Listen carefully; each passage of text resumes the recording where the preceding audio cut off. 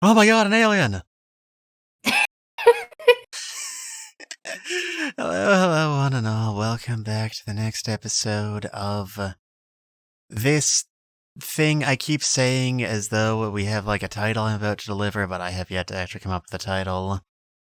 I mean, isn't it just the Jojo's Bizarre Adventures Stone It's Ocean Watchalong? boring though. It's boring.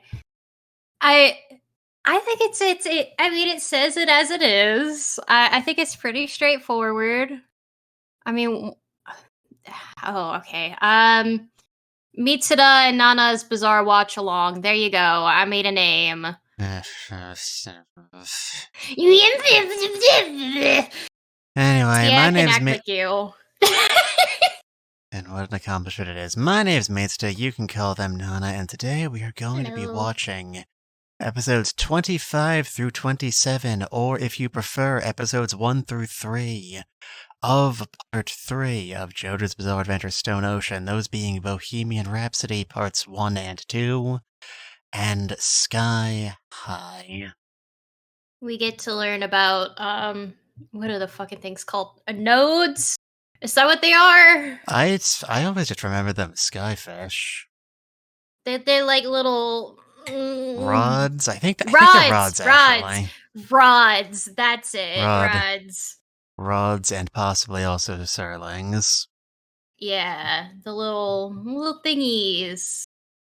That... Picture, if you will, a fish that's very skinny and doesn't actually need to be underwater.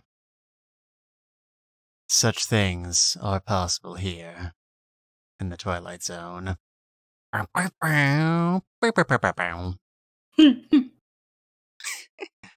You know, I've never watched anything about the Twilight Zone before, but I know about it because of the memes, but also specifically, oh god, is it... I think it's Futurama. Yeah, They did the scary door, yeah. I fucking love the scary door. You wonder if maybe he's eating something, or maybe he's a little drunk.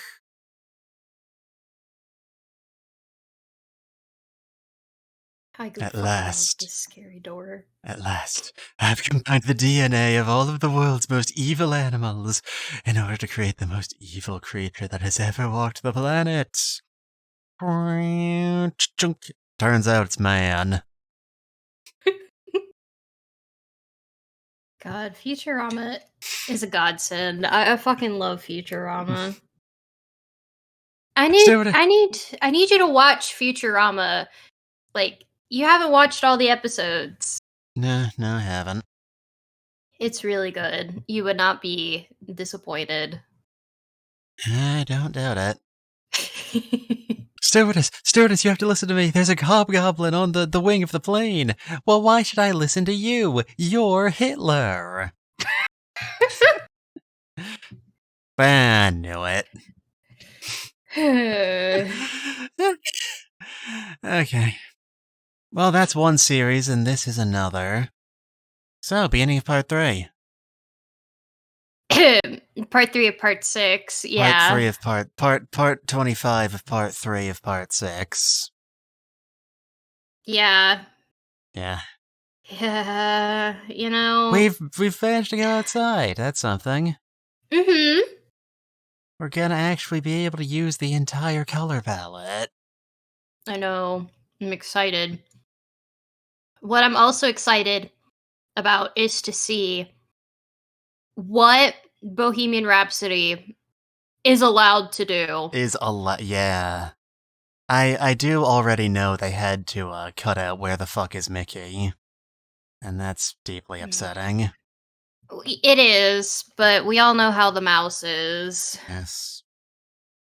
The mouse sees all and knows all. The mouse is a cruel and unforgiving god. Oh, for sure. Yeah. When I think of Mickey, and like how I'm not like, you know, Mickey in the shows, but like if I had to personify the Disney franchise as a Mickey, I think about the South Park version of Mickey Mouse. Just how horrible is, and I'm like, you know what? Probably. You know, Anasui being a Disney adult feels like it should be more surprising than it actually is. I don't like believing that because I don't want him to be a Disney adult so bad. I love Vanessa, and I don't want to think that about him. Anasui, I'm sorry, Nana, you just have to face facts. Anasui is absolutely the sort of person who would make cuts to the wedding buffet at his and Jolene's wedding to hire a guy in a Mickey Mouse costume. Oh God, that's Is that joke still relevant? Does anybody know what in God's name I'm talking about? I just no. assume you don't, under most circumstances, but it's nice to have the confirmation. No, I have no idea what the fuck you're talking about. Okay, that's normal. It is, but I still think I deserve an explanation. I mean, I feel like I covered the important bits just with my explanation there. But what is it from? The news. The news.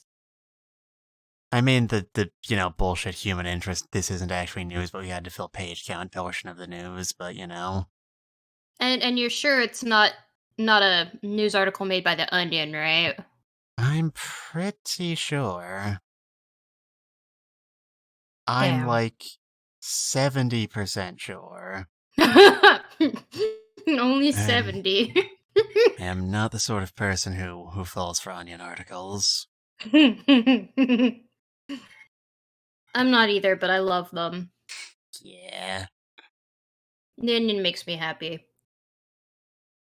I mean, very little makes me happy, but You know what does make you happy? Ice I cream? was gonna say me, but No. okay. It's sure, whatever. Sure, whatever. God damn. Poor depressed Mitsuda. Don't worry about him. He's fine. He'll be okay. I am a I trained promise. professional on a closed course, do not attempt. He's like one of those test dummies that you stick in cars. I feel like they have a name. The crash test dummies? Yeah, I feel like somebody gave them a name. I But mean, like a generic white boy name. they had their own cartoon. You could go look that up. Yeah, they had a cartoon. Well, now I'm interested. All right, you go address that. No, I don't want to look at the Tesla ones. I didn't want that. Stop. I pride myself in not thinking about Teslas. Well, I searched up crash test dummies, and apparently that's a Canadian rock band. I mean, that is also a true statement, but I didn't know it was a Canadian rock band, but good for them. Good for them. oh, Canada. Let's see, what crude Canadian stereotype jokes can I make right now? They're nice. I No, think. ruder, meaner. Talk Um. about moose, talk about mooses, talk about moosin, and Oh, maple syrup, when you and said talk about something rude, I was going like I thought of something really dark. okay. The fact that they don't seem to care about their indigenous population. Well, I mean, that's not special. It's not special. Oh god, you're right. Uh Earth is really cruel. I don't know Yeah, how you guys live here. why did you come here? What do we have to offer you? Mm. Food, music, I and mean, video games. food is pretty nice. Food, music, and video games. I enjoy those three things.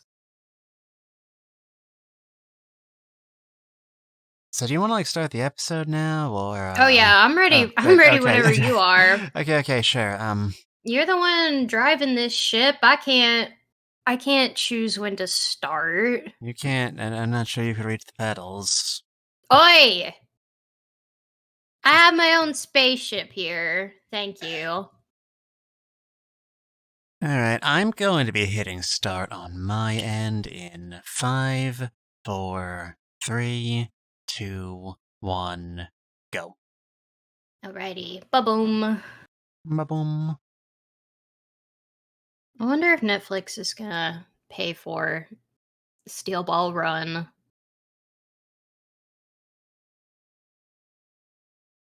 The thing about Steel Ball Run is that there's a lot of horses, and horses are famous for being rather difficult to animate. I know. I know for a fact that it can be done.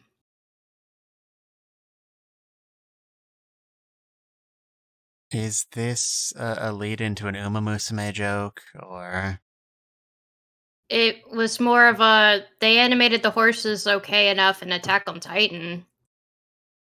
Okay. I don't watch the Horse Girl anime. I'm sorry. Hey, Amaze, I forgot you were part of this anime. Oh my god.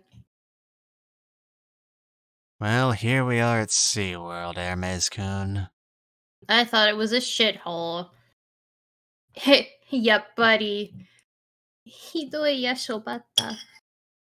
It really was the shittiest place.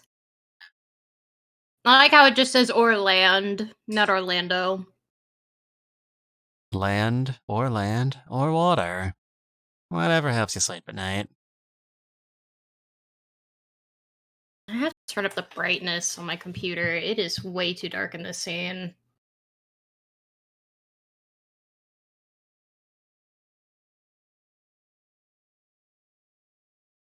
Oh! New theme song. Yeah, that sure is a thing that's happening.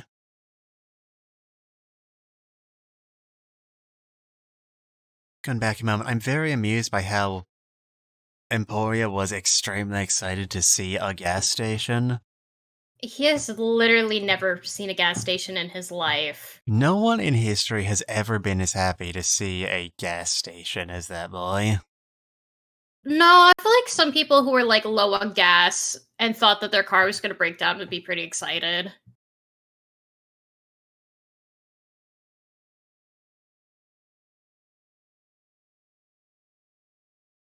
I really Wow. like that they went fully 3D with this one.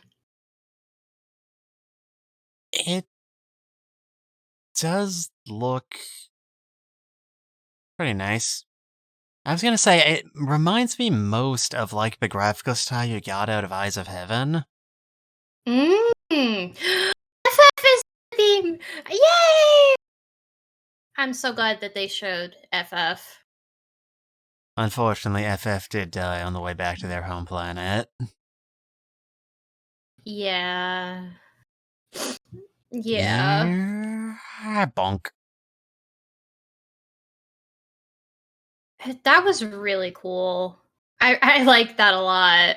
I don't know, I thought the music in the first OP was better. Oh yeah. More energetic. But I mean, considering that this theme song is like the last one, it's to wrap up everything in this universe. It kind of makes sense that it sounds more like a tragic ballad. It fits from a narrative point of view. Oh my god, he has a star. Man, they're just giving those things away in cereal boxes nowadays.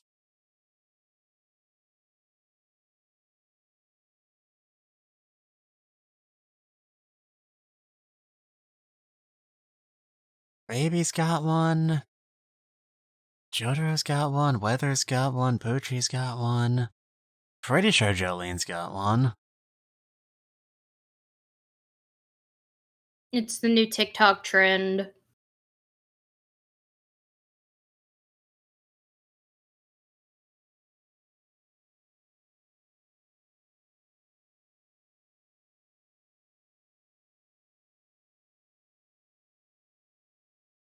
What do you do, Hotshot? What do you do? Oh no, Poochie's having another panic attack. He's under a lot of stress right now. Give him some slack.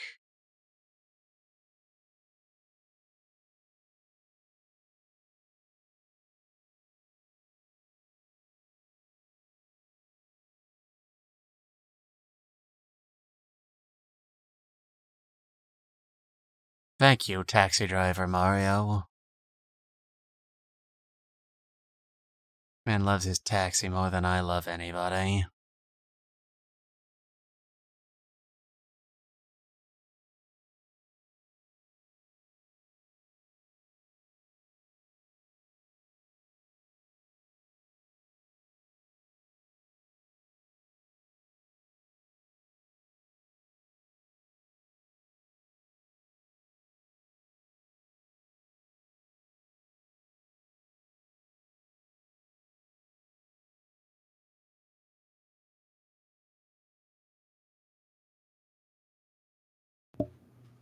Sorry, I was quiet. I was finishing up my soup. No, why are you buying Jojo Watchalongs at the soup store? Fuck you. Eh. I can buy Jason, it's the cops! anything at the soup store I want to.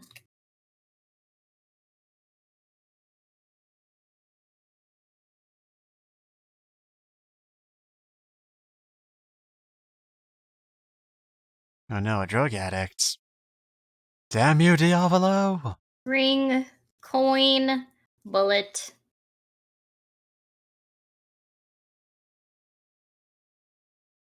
Thump. Oh Ooh, wow, shiny. look at all these shiny objects! Ooh, shiny penny. Oh, there he is. Don't just call him the druggie. He's got a name, you know.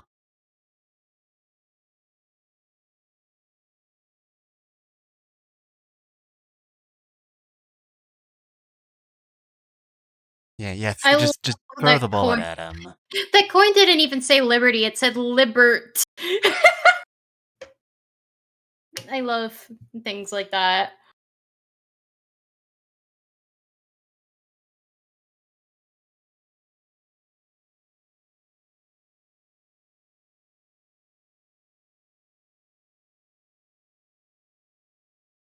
I love how calm he is.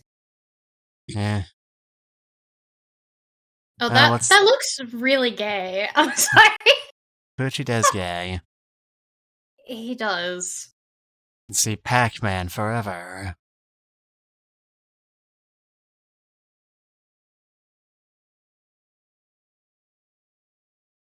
I'm wondering if the tattoo or the thing on his face, the U, if it's a tattoo or a birthmark. I mean, apparently birthmarks in the JoJo verse are extremely heritable. And, hold on, Poochie's explaining.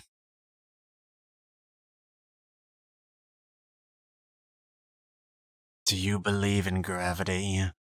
I don't, it's only a theory.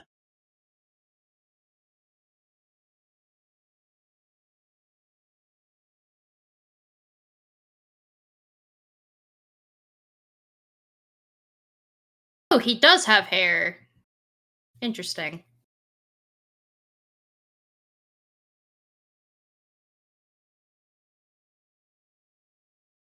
I know who their father is. Yeah. It's Pac-Man, that's why their eyes are like that. Yeah. We already know Pac-Man had one kid, Pac-Man Jr. These are the other Pac-Man kids. Yeah. God damn it, now I'm just thinking about Pac-Man having sex. No, it's Why would okay. we do It's this? okay. Pac-Man doesn't have sex. Don't think about it. Then why is he married? You can love without having sex. Thank you.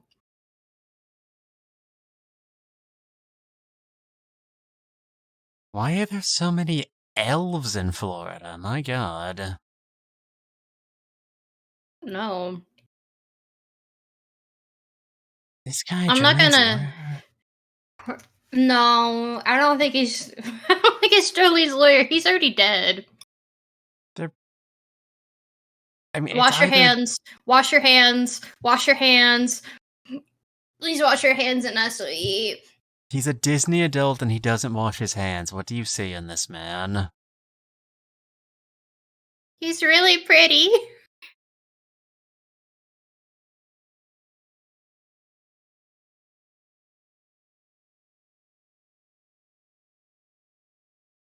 Look at him. He dresses like a whore.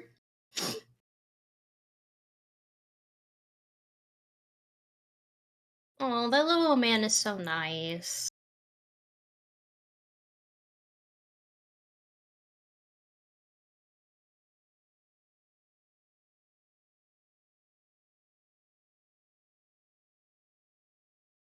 Get him. Oh...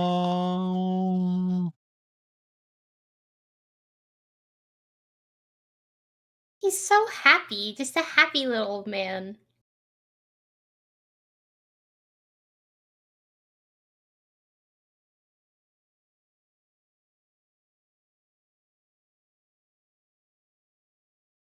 Was that wipe intended to communicate the fact that Route 1 is kinda shit? Probably. But I Yeah. think the reason why they zoomed in on the man symbol from the restroom, it kind of looked like the character was gone. I think that's what pulled Ngalo into the woods, right? Because something pulled I him away. think that was it. Maybe.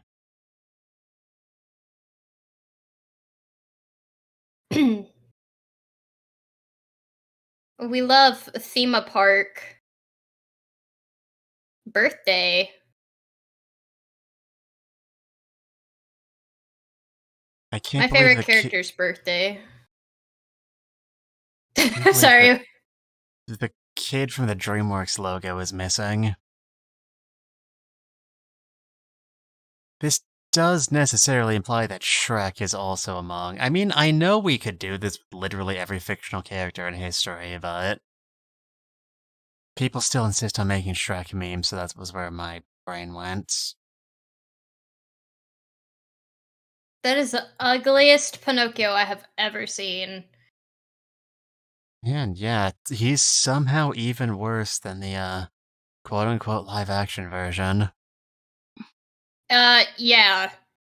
That's impressive.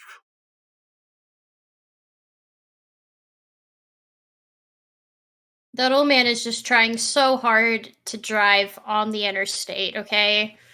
He's doing his best. Have you ever driven on the interstate in Florida? It's not fun.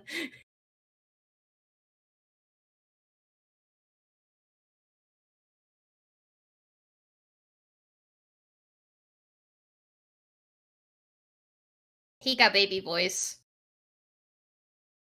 Sir, I'm afraid you have a very severe case of baby voice.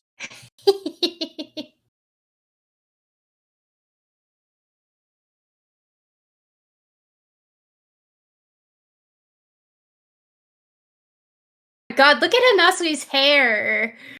The animators really paid way too much attention to Anasui's hair.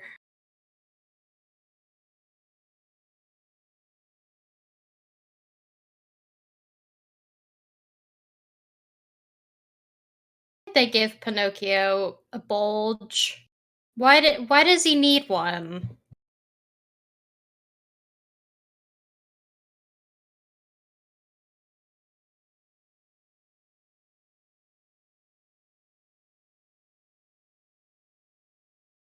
Violence is bad.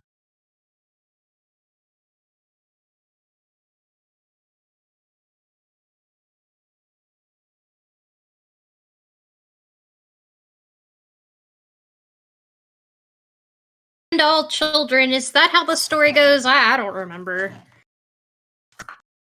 And I thought it was Gamera who was a friend to children, though. Now I'm confused. I don't know. There must be a lot of friends to children here. Apple. Apple. Oh god, those little dwarves are ugly. Is this how they're gonna look in the live action Snow White? No, don't. Please don't speak evil into existence. I think it's already in production.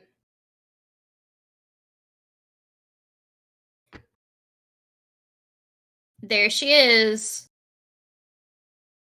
And she's wearing a Yeah, little I don't know. alien, little That's what I alien was headband. thinking. Yeah, Is I was this thinking about that. is It's this like, cultural appropriation? um, Chewbacca. They said Chewbacca. They did it. No. Wait, how are they able to say Chewbacca but not any of the other Disney characters? Because Good Chewbacca's a part of question. Lucasfilms, but that's under Disney, right? I don't know. Also, it's not cultural appropriation, don't worry. Okay. Snow White's just a fan. It's okay. She's just a cosplayer. Batman! He's a Batman. Criminals are a superstitious, cowardly lot. That is why I must become what they fear. Man in a rubber suit. My favorite thing of like a Batman impersonation is the one where he goes, "Something's in my ass." I think about that all the time.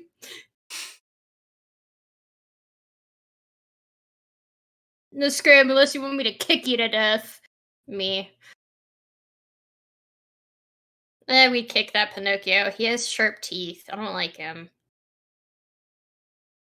Yes. He's invisible.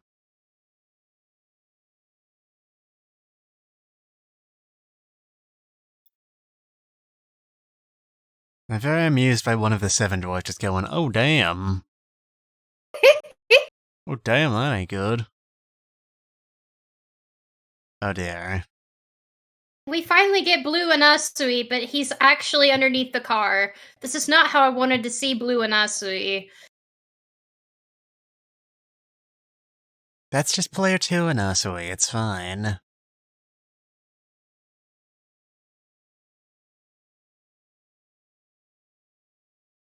You had bad taste as a child, what, Anasui. Uh-oh.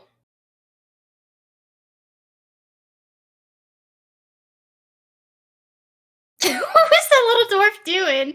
He was just wiggling around. He's just vibing. Right.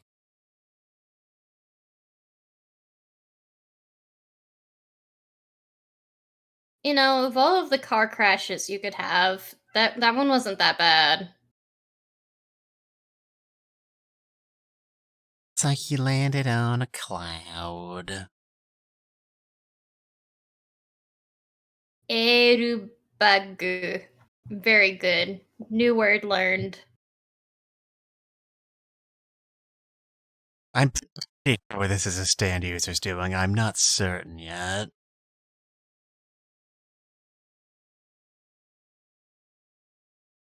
You don't recognize anyone, Weather. Weather Report has never watched an anime in his life. Where's the princess? Over there. Alright, there's the Mazinger Z, Gigantor, and Astro Boy. You bite your tongue. They're Japanese. So slick. Don't talk shit about the Mazinger Z. It's the reason any of you have a job.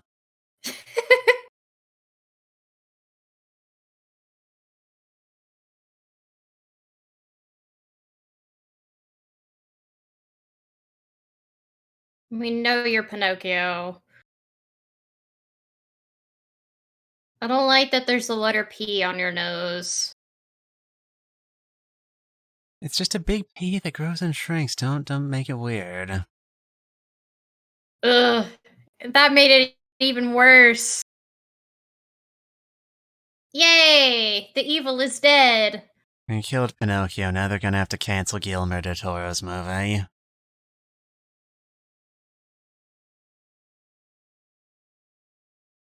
Oh god, it's not dead.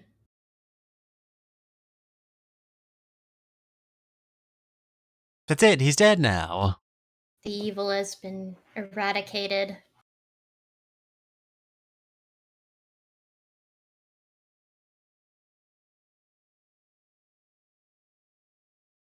Damn. Yes, girl, get the nail. I'm kidding, I'm sorry.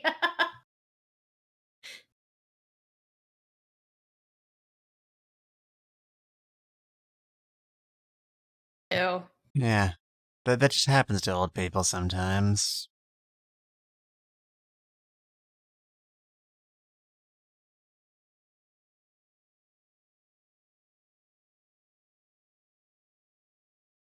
Well, it's nice of an Usui to even ask that.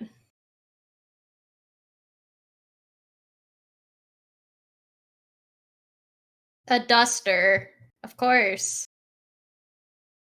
And he's got the black lipstick. It's his goth phase. Ew. God, that looks awful. Oh no, he Ugh. is a horror wheel.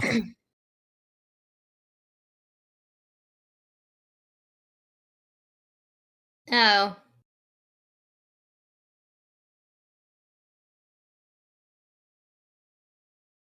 Sutori.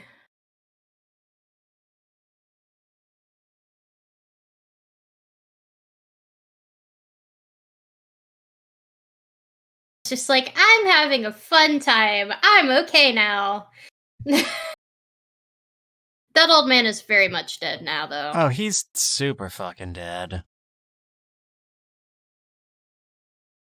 Pinocchio was just the beginning.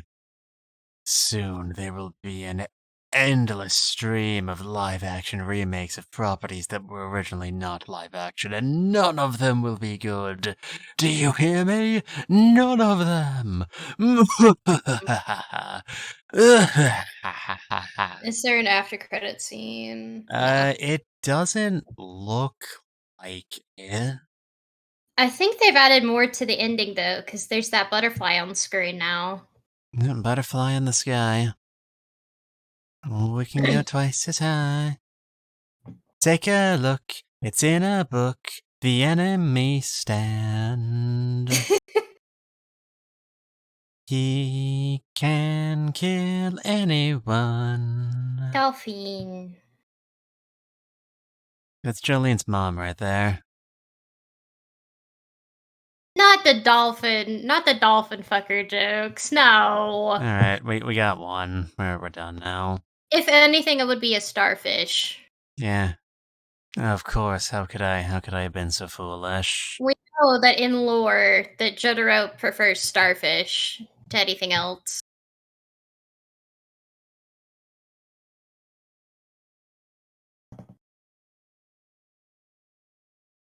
Man, I wish the oceans really did look this nice in Florida. I'm sorry. Can't have shit in Detroit. No, you can't. No, you cannot. Do you know why Jolene's symbol is a butterfly? Think of a few reasons. Is it like the butterfly symbolizes like rebirth or death and rebirth? That it? Possibly, but I meant more of like why Araki chose it. It's because, as we know, Jolene's namesake is after a Dolly Parton song, Jolene. But Dolly Parton's symbol is a butterfly. She has butterflies all over her merchandise and everything. Merchandising. Yeah, Dolly loves butterflies, so he incorporated that into Jolene's design. And I thought that was pretty cool. Dolly's a nice lady. She's the only country singer I think is okay. Yeah. The only one. Speaking of things that were pretty cool, that was episode 25 of JoJo's Bizarre Adventure, Stone Ocean. And Yes. it Yes. had some very interesting shit going on under the hood. Yeah. I'm surprised that they got some big name characters in there.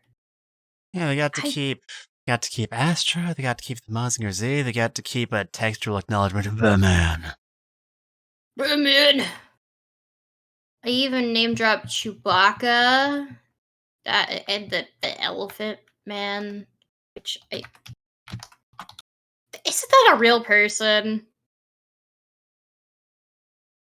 I mean, I think an Elephant Man is a real person. I'm not sure if that's the one they were referring to. If they're talking about the Elephant Man, as in the movie, that is based off a real life person with a terrible condition. Yes. I mean, I guess that does raise a question. May as well start here if we're going to start anywhere. Would, like, fictional characters who are based off of real people but who appear in works of fiction count as fictional characters for purposes of Bohemian Rhapsody? I mean, they literally have, and we'll see this in the next episode, fucking Van Gogh. It's not Van Gogh, but it is Van Gogh. Because the real Van Gogh is dead. No. Spoilers, God. I'm sorry, I can't believe I spoiled the fact that real life Van Gogh is dead. I'm so sorry for the people that did not know that Vincent Van Gogh died back in just give it a minute. 1890. Yeah. Yeah, 1890.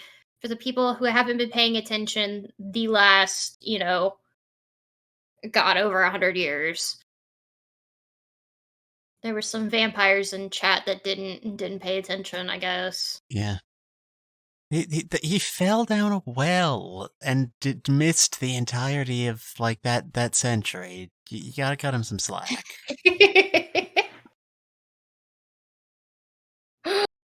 What's that, lassie? Vlad fell down a well? Sorry, I was looking at the fact that they're adding Anasui into the Jojo Last Survivor game. Yeah. That's the arcade game. God, I want to play that game, but I do not live in Japan. Nor do I have the faith that I ever will. Yeah. So the most interesting thing my highfalutin brain is latched onto about this episode is what Pinocchio said, like, before Anasui started murdering the ever-loving fuck out of him. What he said about, like, I mean, hey, is this even a problem? In the world of stories, you can be, like, a great hero. You can be all-powerful. You could be whatever the fuck. And approaching this as an anime fan living in the year of our Lord 2023 Anno Domini, I cannot help but, like, interpret that as a dig at modern power fantasy isekai fiction. And I'm curious if that was, like, a thing that could possibly have been on Araki's radar when the actual manga was being written. Like, I'm probably just overthinking this, right? Like, this chapter originally came out in, what, 2000? I'm pulling it up. Let's see, the chapter where Bohemian Rhapsody was introduced is Stone Ocean chapter 103. That came out in February 9th, 2002. Okay. Because, like, in 2002, isekai was a thing, but in 2002, isekai still meant, like, Vision of Escaflowne and Dot Hack, not fucking ReZero and Sword Art Yeah. Online and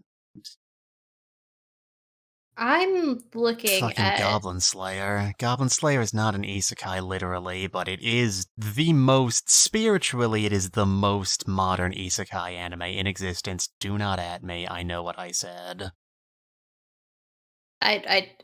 what did you say? I zoned out. I'm trying to figure out what an isekai anime counted as in 2002.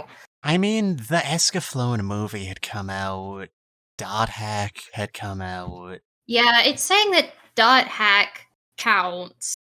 If Sword Art Online counts, Dot Hack counts, and I would absolutely argue that Sword Art Online counts. Oh yeah. I mean, before that, there was, of course, Inuyasha. Is Inuyasha an isekai? It is literally about a person from the then modern world going somewhere else. I Meeting a hot mean, guy. I don't know what they count that as because she's able to go back and forth, and it's not. Usually, when I think of isekai, it's transported to a fictional world. She wasn't transported anywhere fictional. She just went to the past.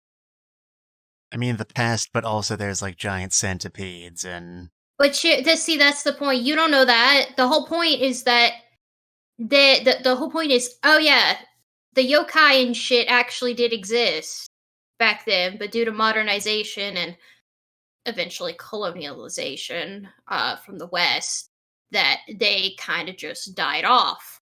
Uh, the whole point of that is to say the spirits were real and that the religion, I guess, that traditional Japanese religions are true. There's it's less fantasy in that aspect and more of a spiritual aspect because anything that's in there is based on old, like, traditional tales, you know. So I don't think that counts as a fantasy. Alright. But, like, around the same time, there was also the Magic Knight Rayearth anime adaptation. That is very unambiguously, like, 100% pure undistilled isekai. But it's not a power fantasy. It's not... Like, I don't know if you've seen Magic Knight Rayearth, so I'll be vague, but going to Sephiroth does not improve those girls' lives all that much. Hmm.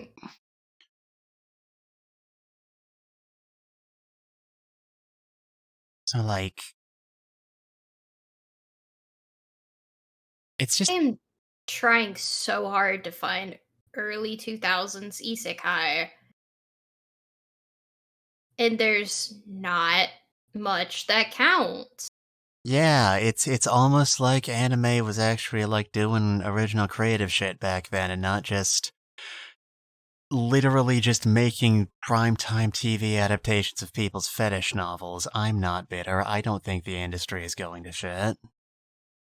At least it's just one corner of it. Eh. Like with anything, you know. There's gonna be the shit over in that corner, and you have to dig through the shit to find something good. It's like a needle in the haystack, but that's with I just... everything.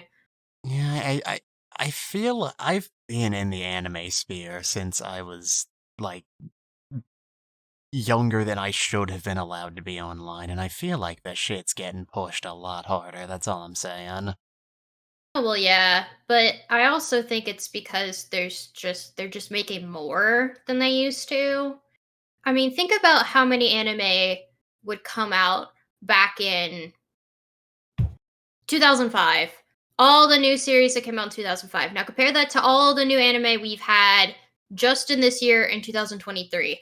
there's probably more anime that have come out in the past 3 months in 2023 than there have in the entirety of 2005. And it's because the industry is growing. It's becoming more mainstream over in the West, and every country, there are people in like every country in the world now that watch anime. People know about anime even if they don't watch it. They know it exists. And back when I was little, that was not the case. I mean, you would have people that go, they have that over in Japan? Wow, I didn't know that they had cartoons over there. And I'm like, you dumb fuck. Of course they did, you know, but everyone knows it exists now. You can go into your local Walmart and get anime merchandise now. That was not a thing when we were kids. Is You had to that go to specialty stores. is that how it was like for you? When I was a kid, they had fucking like an entire manga shelf at the public library. I also grew up in bumfuck nowhere in the South. Yeah, that probably didn't So, help. we're like 10 years behind on everything. I mean, just like, um, this year we finally got an Aldi within a 100-mile radius. Like, like that far away. It was to the nearest Aldi. We finally got one. If that tells you how behind we are in things. We we're behind on a lot of shit, you know? And the South is always going to be slow. It always has been, and it probably always will be because they have their heads stuck up their ass, you know? But yeah, I mean, you could probably get Pokemon stuff, but I can go into my Walmart now and I can go to like the t-shirt section, and it's mostly anime t-shirts. Like, on God, they're just mostly anime stuff. And I could go into the back and they sell anime figurines and tons of manga. That was not a thing. I remember being young and having to scrounge for stuff. I was lucky if my favorite animes had t-shirts at the Hot Topic. If you can't find anime merchandise at the Hot Topic, you're probably shit out of luck. I'm sorry. Exactly. Exactly. It was difficult. And I know for a fact in our local like bookstore, the manga section grew from just one singular bookshelf to like the entire back corner of the store. Like 1/4 of the store now has anime merchandise and like figures and merchandise and all tons of shit, plushes, and I think it's great. But it, like I said, there's just a sheer volume of it. There's so much. And they show anime movies now in the movie theater, which there's only one, and I said this, one movie theater in the entire county that is allowed to show anime movies where I live, because they're the only one that has gotten the licensing, and even then they only play it like one showing for one night. But they have them. They played the Demon Slayer movie, you know, and it would have been in my wildest dreams to see an anime movie here. Like, that was unheard of when I was a kid. I was bullied because I liked anime. I stayed in my own little weird corner because everybody thought I was strange because it was just not a thing. But now I can have like little anime keychains on my keys, and everybody's like, "Oh my god, is that blah, blah, blah, blah, where'd you get it? That's so cool." Everybody knows now. and it's normalized, which is great. But with anything that gets popular, with the sheer volume of just different things coming out, you're going to have shit. You're going to have the equivalent of shovelware because it's basically shovelware. It's stuff that nobody really wants, but it fuels this small little corner of people that like shitty things or like overly sexual things or just some weird shit. It it it panders to those people because usually they're very alone and they have money. Um And people like that are currently, according to latest reports, currently bankrolling the entire industry. yeah, but even though it's stupid and gross, I honestly think that without these weirdos buying shit like that, the entire industry might not have existed the way that it does now.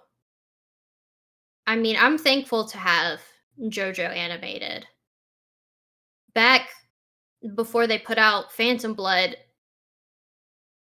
most people didn't think they were ever going to animate Jojo because many companies just said that it was going to be too complicated and that nobody would be able to watch it because it only fit to a manga format. But I think David Pro has done a really good job with JoJo, and I don't want anyone else to continue on doing the JoJo anime besides David Pro and the wonderful animators that work at David Pro. They do a really good job, and you know, everything is a part of the butterfly effect if you want to think about it. Everything leads into something else. It's cause and effect, even if it's unintentional. But we are where we are today because of everything that has happened. So even though we have to sift through a bunch of stuff and it may take like an hour out of our day just to find something decent to watch, once you find something decent, it can be really, really good and something that you will enjoy and cherish for the rest of your life. And I think that's worth it.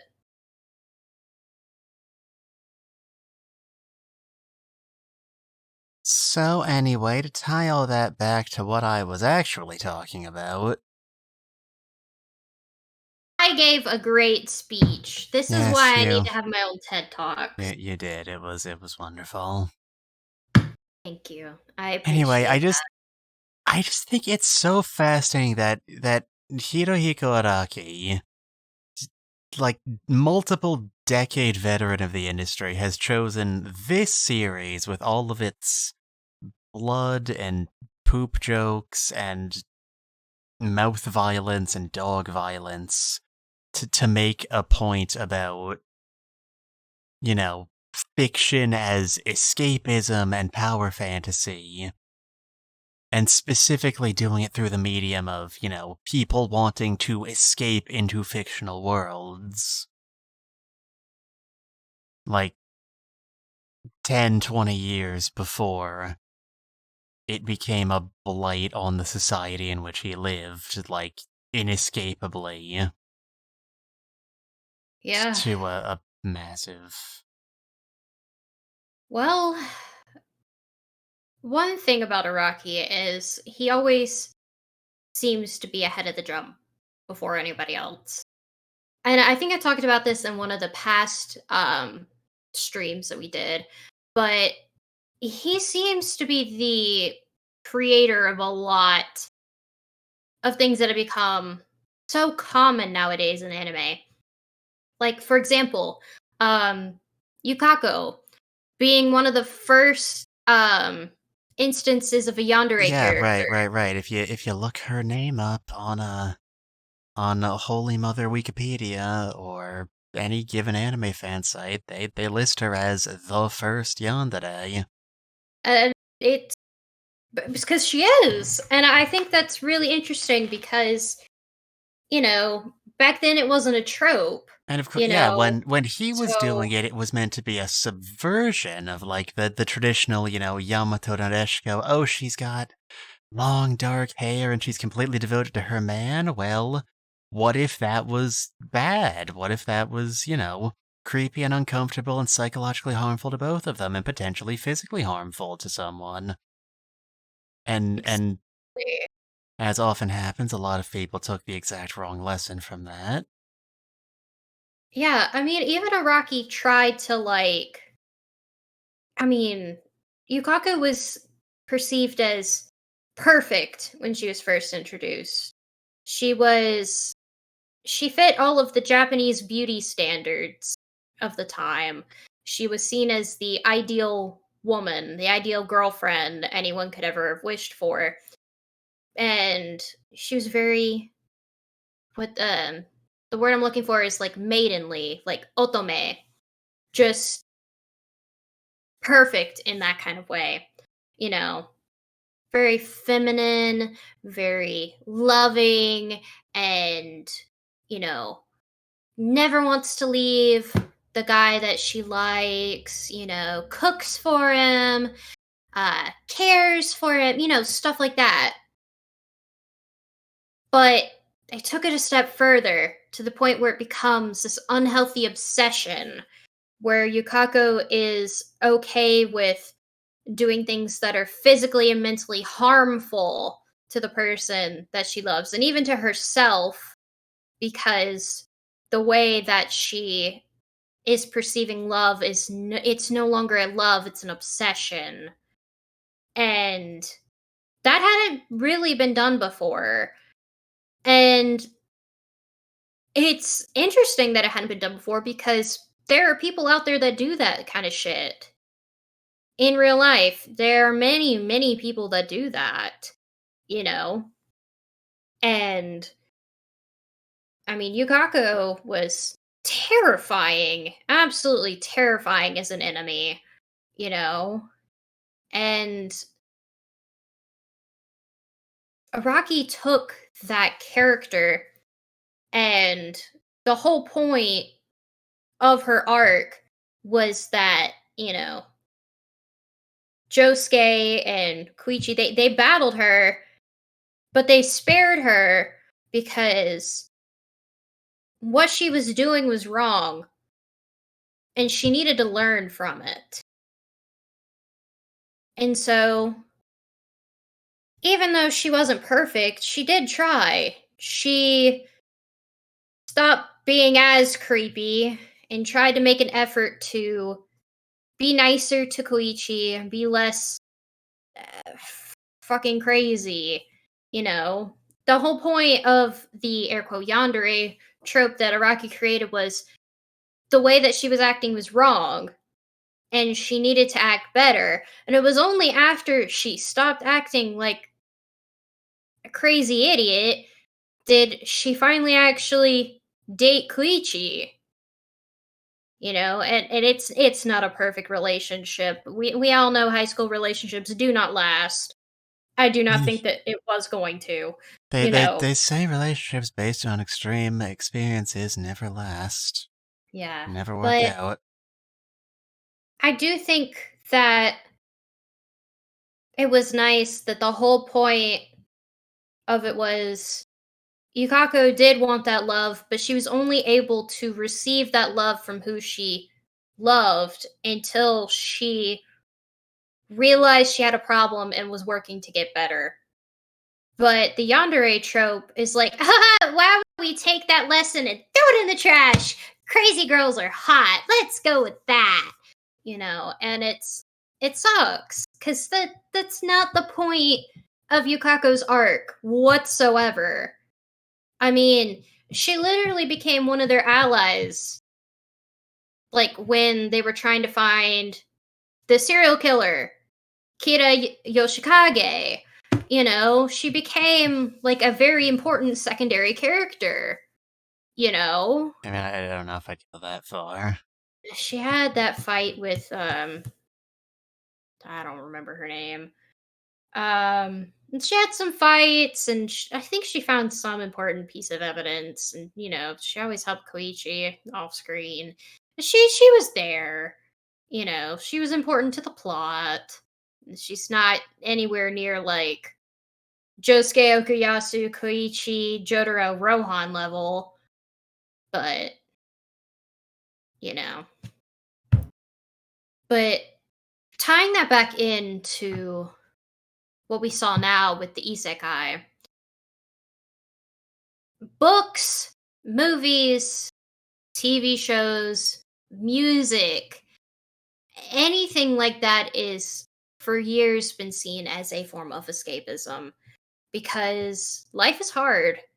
And a lot of times we just want to sit back and pretend that we're not in that sort of life. But the whole point of the Bohemian Rhapsody arc is that escapism can be nice for a little while. You can get submerged in a book. You can focus on a movie, a video game, on anything.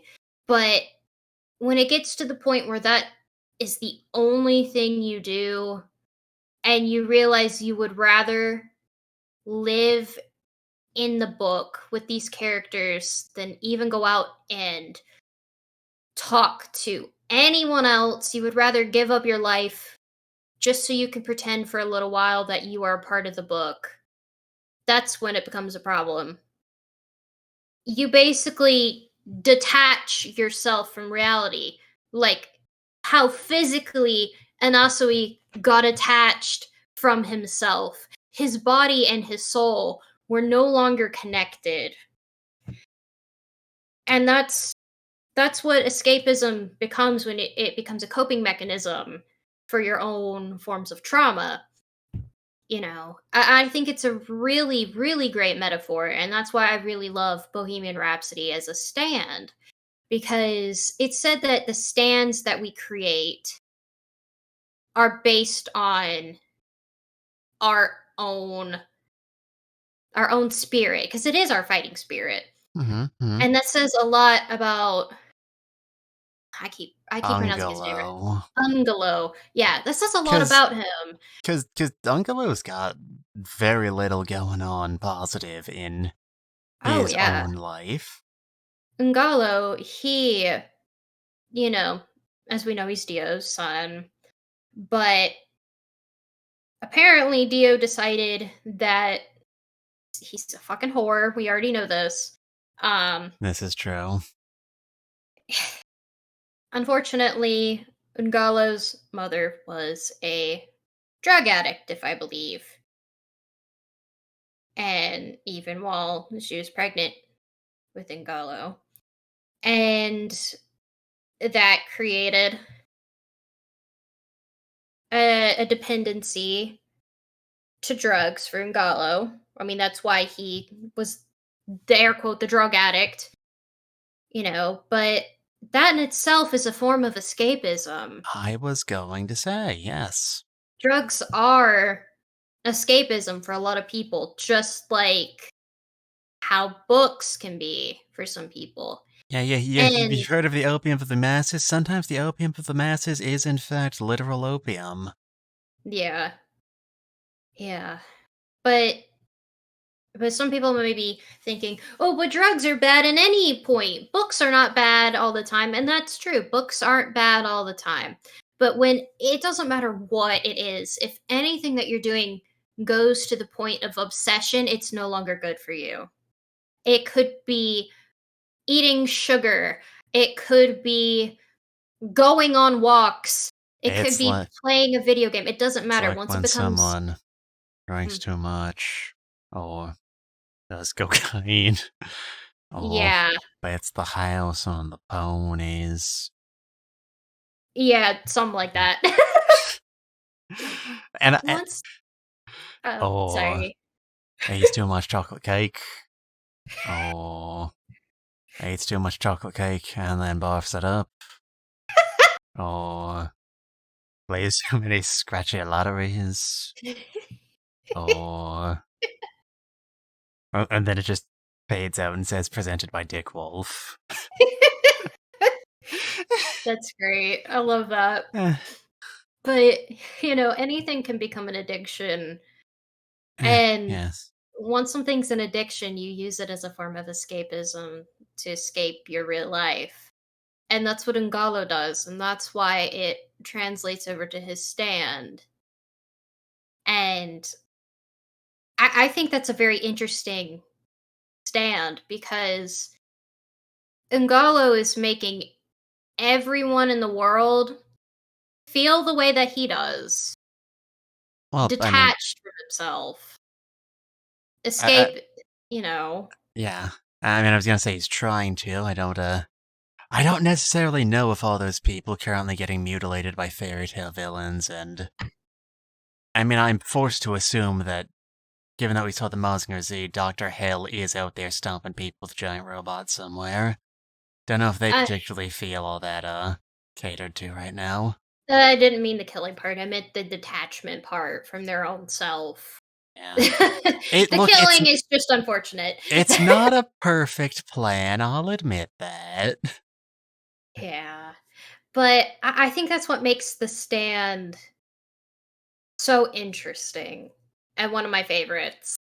You know, you think I would love for my favorite fictional character to be real, but if you focus on that so much, you miss out on the people who have the good traits like the characters you like. I mean, your favorite character might be I don't fucking know. Um Batman. Yeah, sure. Your favorite character is Batman. Yeah. Yeah, I'm real cool. And you like Batman because you like his resolve of how he doesn't like to kill people because he doesn't think that's moral. And you're like, wow, I don't think anyone could ever think that way because humans are awful. Well, if you stay in that bubble, you're not going to meet any humans that aren't awful because there are many people that don't think like the people that don't think killing people is a good idea. Like I not kill people every day. exactly. Like, or even if it's something stupid, like, oh, I like this anime character because I think they're hot. There are other hot people out in real life. You just sit in your mother's basement and you don't meet people. That's why. That's why, you know. And because characters are based off of human beings, even if they're not real, they're given human like qualities.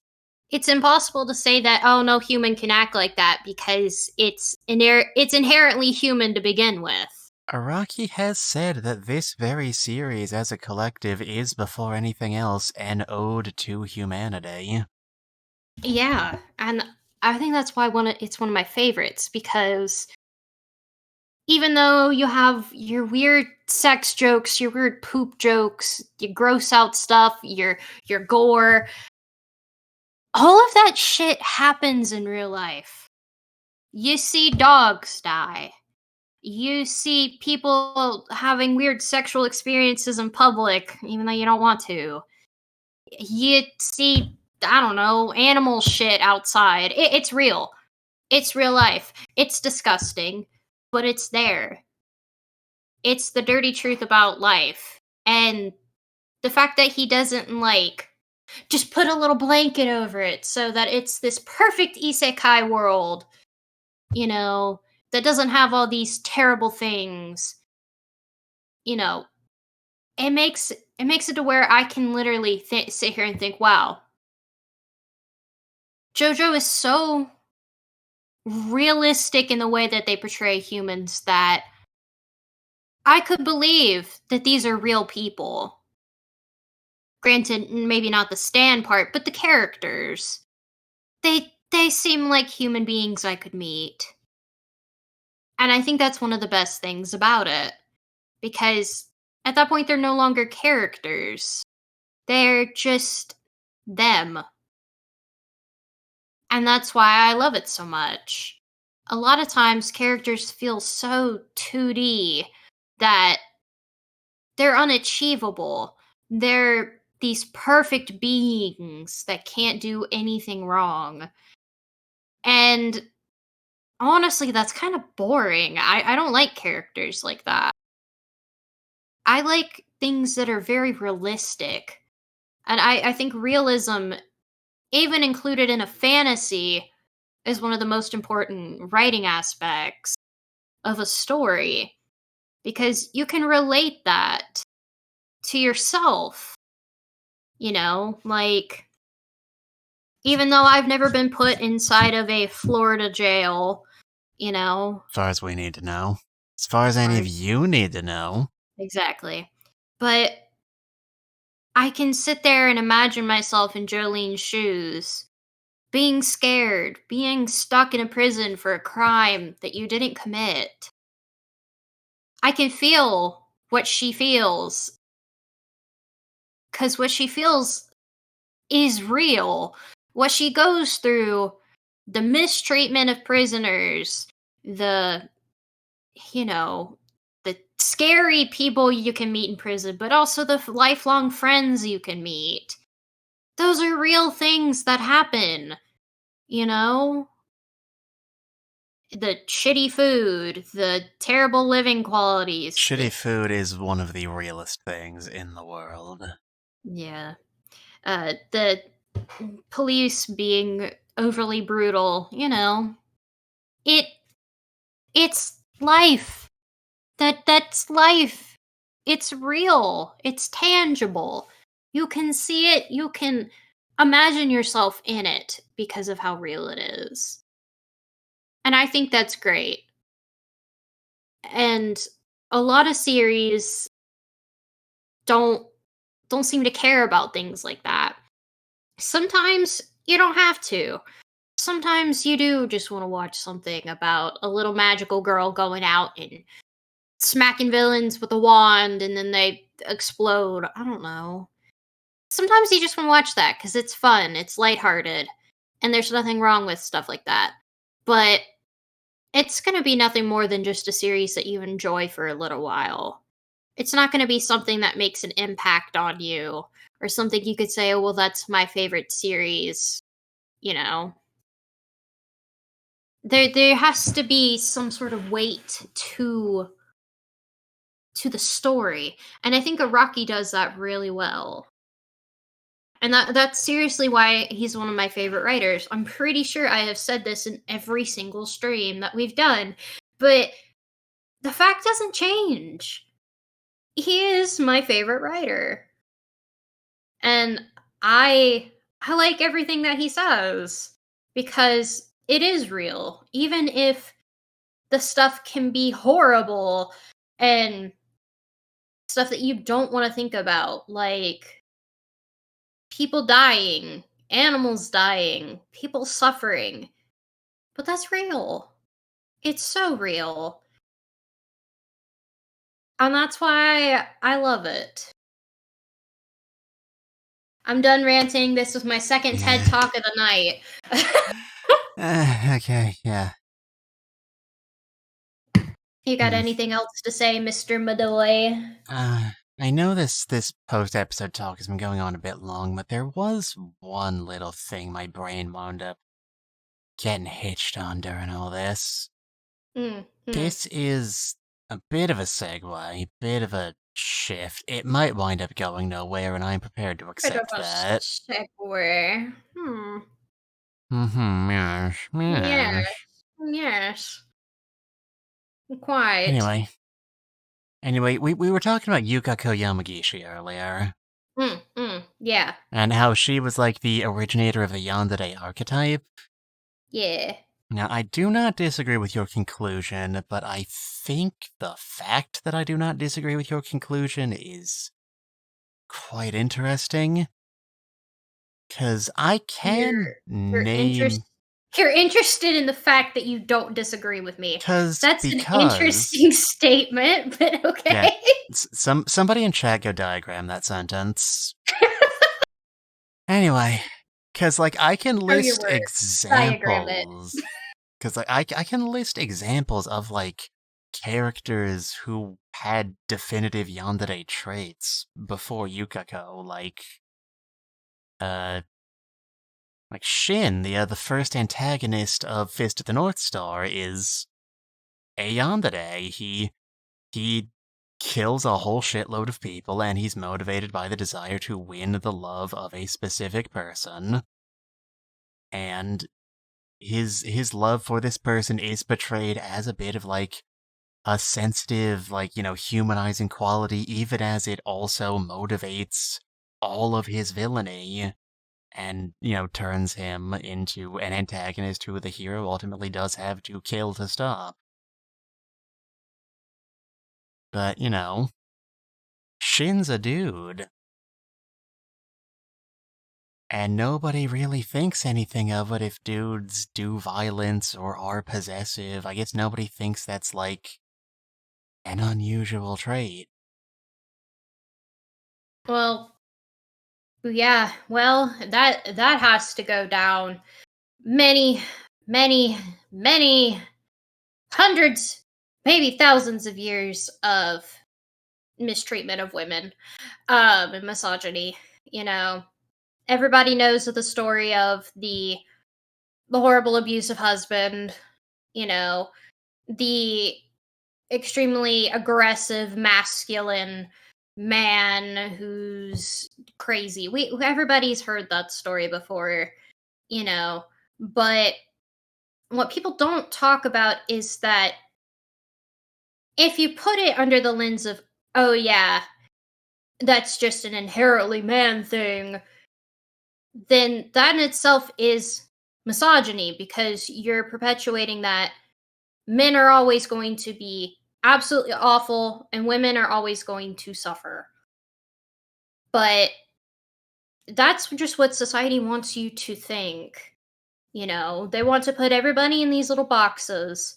But at the end of the day, everybody's just human.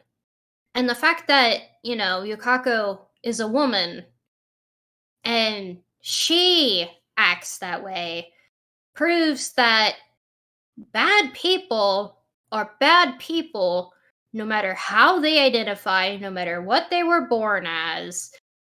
They're bad people are going to be bad people. It has nothing to do with your gender or assigned sex at birth. If you're a bad person, you're going to be bad. You're going to have your bad habits and you're going to suck. But that also means that anybody can also get hurt. Anybody can get hurt by people, you know. And I think that's also a really good point because anybody can be a victim and anybody could be an abuser regardless of how they identify. You know, nobody is stuck in these boxes of, oh, well, you're extremely masculine, therefore you must be extremely angry. Or, oh, you're extremely feminine, that must mean you're extremely soft and over emotional. That doesn't mean anything. Those things don't correlate. But throughout history, people want to tell you that they do because of how they want to perpetuate that upon people. And it just separates people and puts them in these little boxes. But that's why I think it's important to show that in a female character because anyone can be terrible, you know? That's real life. It doesn't matter who it is, you know? And I think it's good to show, you know? And it works well in Iraqi's work because he doesn't glorify the fact that Yukako acts that way. It's quite the opposite. He punishes Yukako for acting that way. And only when Yukako stops acting like that does she become a better person and get what she wants, who is Koichi, to be with Koichi. You know?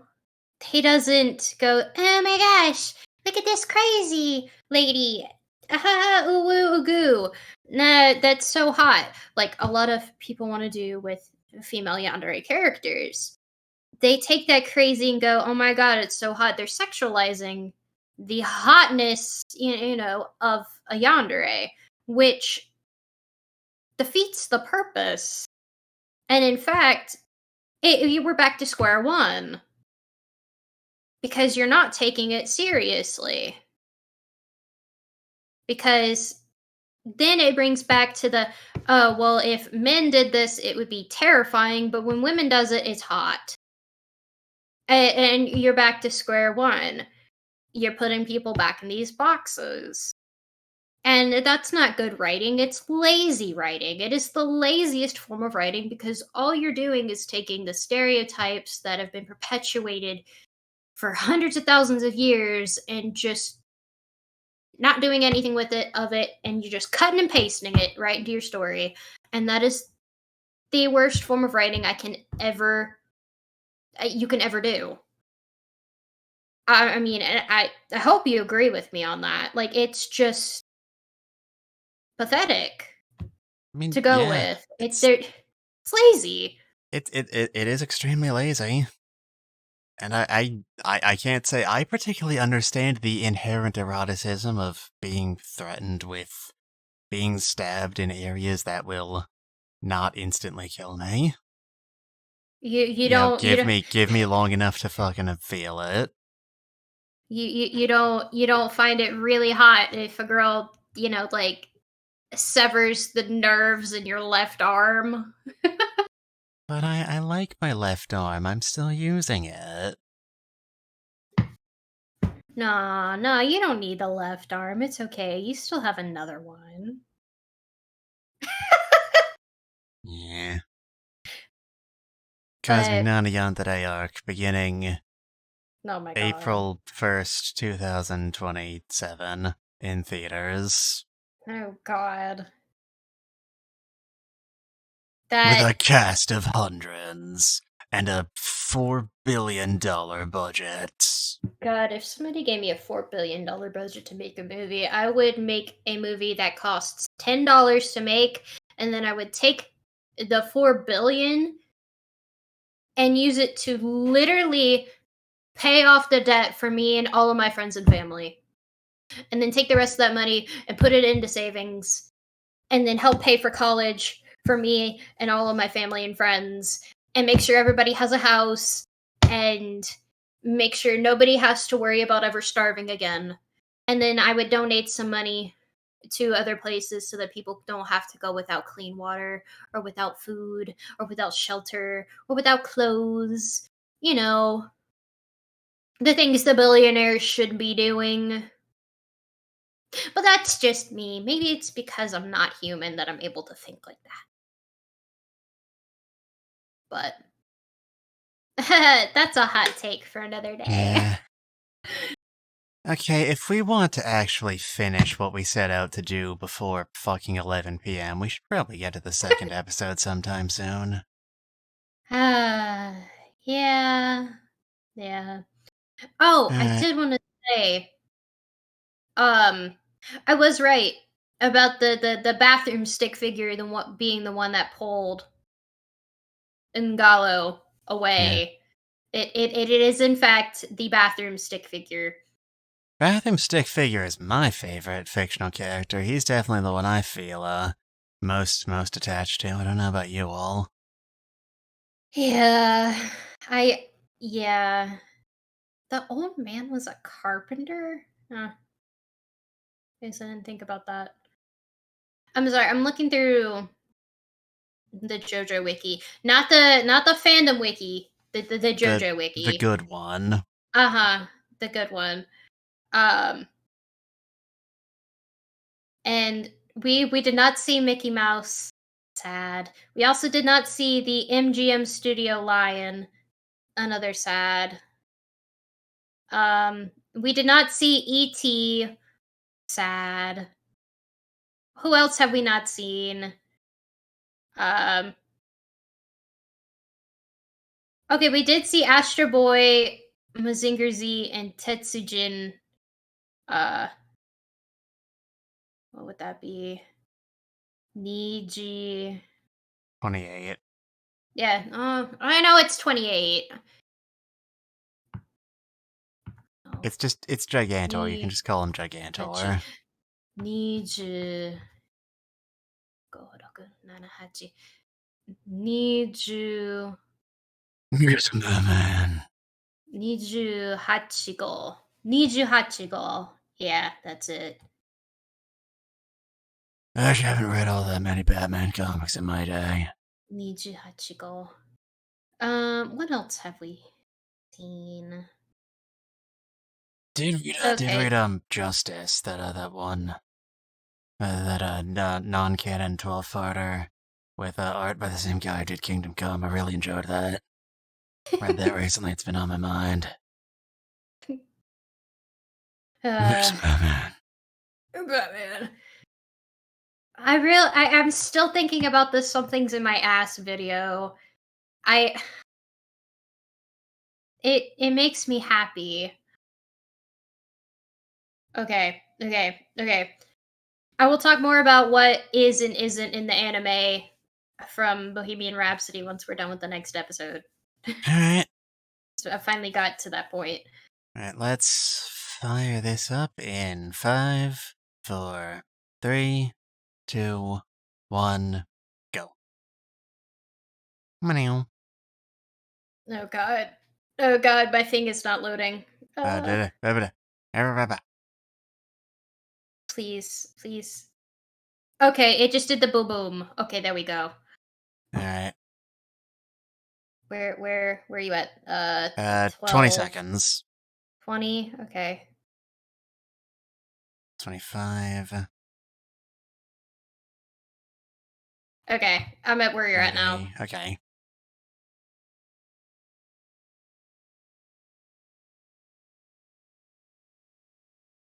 Yeah, I did bring this up during the breakdown last episode, but Bohemian Rhapsody is Damn, he really absurd. twirled. He really went like, "No." And Asui must know how to pole dance. Don't That at me. surprise you. No. Anyway, But continue what Bohemian you were Rhapsody saying. Bohemian Rhapsody does not obey the rules of stand ranges. I mean, I guess technically it's an automatic stand, so like it's technically falling within the bounds of stand rules, but like look at this damn thing. Look at what it's doing. I mean, we think back, what is the stand with the largest range? I mean, this and a certain other stand. Well, no, I was about to say, like, I'm this and Made looking in at it Heaven, now. but, Made in Heaven just, affects time. That's, obvious that's going to affect everything. Bohemian Rhapsody just has a range of the entire planet. Um, I yeah. think it might be this. I'm looking. Hold on. No, I don't care. I don't care about the stand with the shortest range, which apparently would be a stand from part 8 that has a range of 10 centimeters. That is not what I'm talking about. Bloop. Um, automatic stands, like in the first half of part 8, is potentially indefinite. Okay. Batman.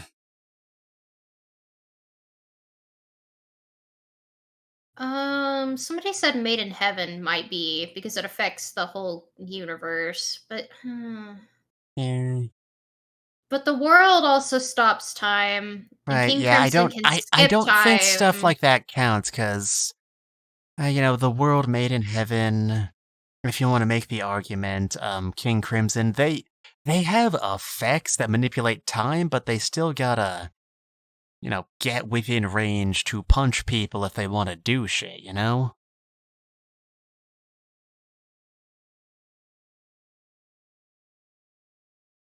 Eh, funny mustache.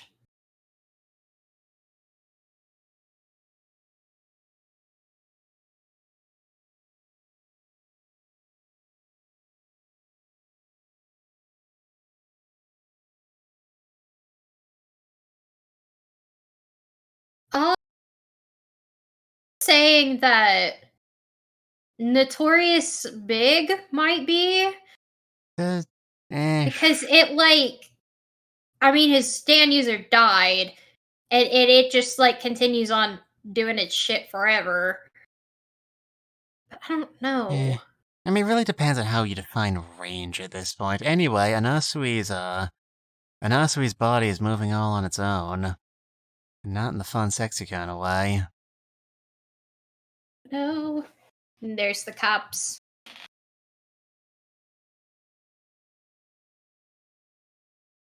Jesus, it's the cops.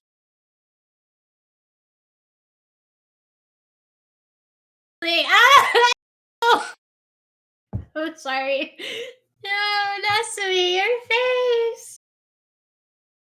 Your beautiful face. Alright, don't spit it out. Oh my Waste a perfectly good god, chocolate. Kenshiro defeated Raoh. Oh my god, it's the Fist of the North Star characters. Look at him. Look at they did the thing. Can't believe the Fist of the North Star characters are here. Everybody's just going around looking at people and everybody's just going around looking at Kensho and just going, Jonathan? One of us, one of us. How's he gonna react when he finds out Snow White's 14? I'm sorry.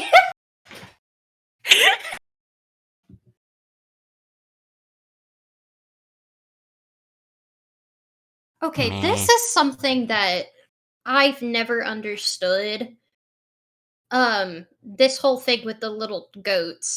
I don't I don't know what this story Isn't is. this just the story of the three Billy Goats Gruff? This is I was under the impression that this is a pretty well-known fairy tale. No, it's not the three Billy Goats gruff. This one's like it's the mama that this wolf eats like a bunch of baby goats except for one of them. Yeah, there's like 7 little goats that he tricks and then he eats them and then the mama goat comes up and rips open his stomach and the kids are free. I don't know what the fuck this story is. Like what is this Well, story? less than 5 seconds on Google. The Wolf and the Seven Young Goats, German Der Wolf und die Sieben Jungen Geibsplin. A fairy tale collected by the Brothers Grimm, published in Grimm's Fairy Tales. It is And of of Arn course it's the Thompson, type Brothers Grimm. 123. The story was published by the Brothers Grimm in the first edition of Kinder und Hamsmärchen in 1812. Their source was Oh the no, the furry Hassenbrugge family from transformation. Hanau. Oh my god, it's the furry transformation. Yep, this is the story. Also, I have to say the little goats in this are so fucking ugly. They have exposed brains. Why are they still alive? Their brains are exposed. They have the hair on the tips of their tails are gone, and their eyes are like sewed over. They're ugly looking. Oh my god, it's Van Gogh of Van Gogh. Is that Vincent van Gogh from the Vincent van Gogh series? Oh my god.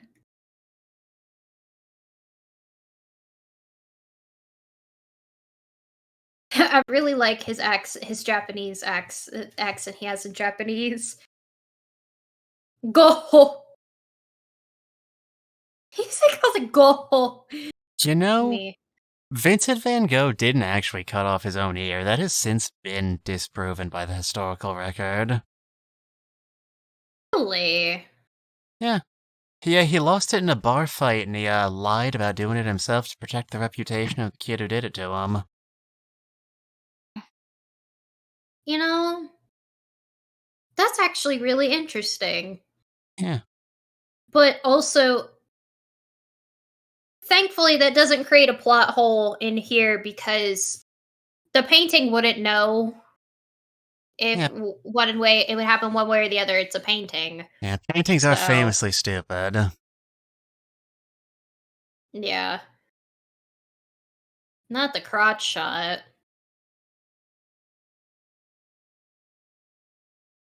You see, the mama goat doesn't have her eyes sewn over. It's only the creepy baby goats.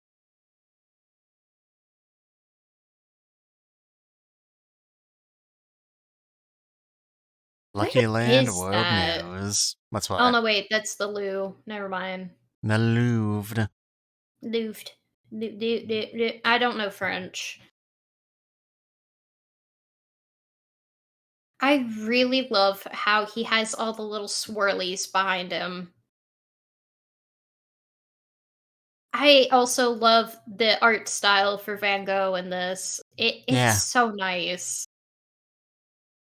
It makes me happy.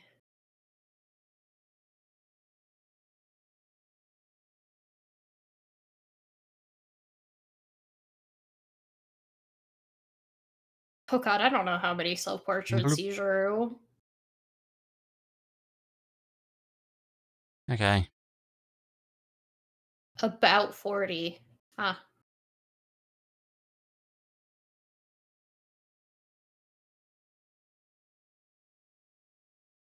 There is some possibility that, Van Gogh's suicide was also not, actually a suicide, not actually self-inflicted, but that's not conclusively proven yet. That's still, like, a matter of Mm, people just asking questions. interesting. Is it still true that he got shot in the head twice because the first I bullet didn't kill him? I'd imagine so. That seems like a very difficult mistake to make.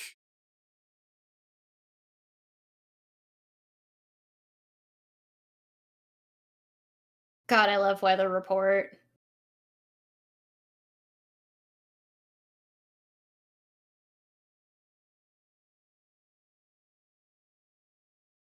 I'm gonna be honest though, that would not stop anybody driving. I have driven through rain worse than that. Yeah, no, so have I. I have driven in rain where you can't see 10 feet ahead of you. God, the nipples on that fucking goat. Goat, it's so bumpy. Ugh. And it's got boobs on its back. Ugh. It's the ugliest fucking goat I have ever seen. Bloop.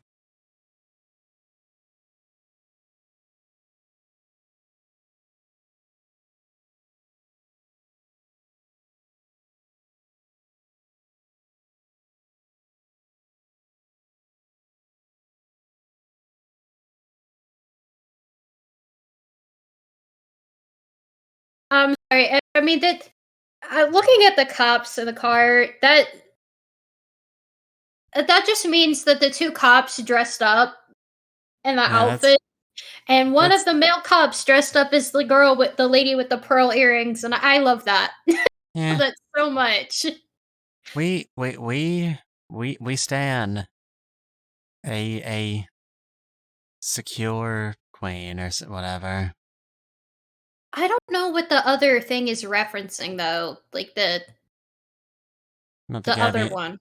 Yeah, yeah. the What guy is being a that? lion. Yeah, what? I don't know. There's a lot of lions in this world. Oh my god, it's live action Aladdin. It actually looks like live action Aladdin. It looks more like Will Smith than it ever did any other form of the genie. Yeah. It had the same weird mustache they gave Will Smith. Ew. Sorry. Ugh. Oop. Ew, it's just wiggling in there. Ugh. Why did you make us look at that, Poochie? Enrico Pucci would just like you, Ungolo, to know that you are just a single sperm in his world.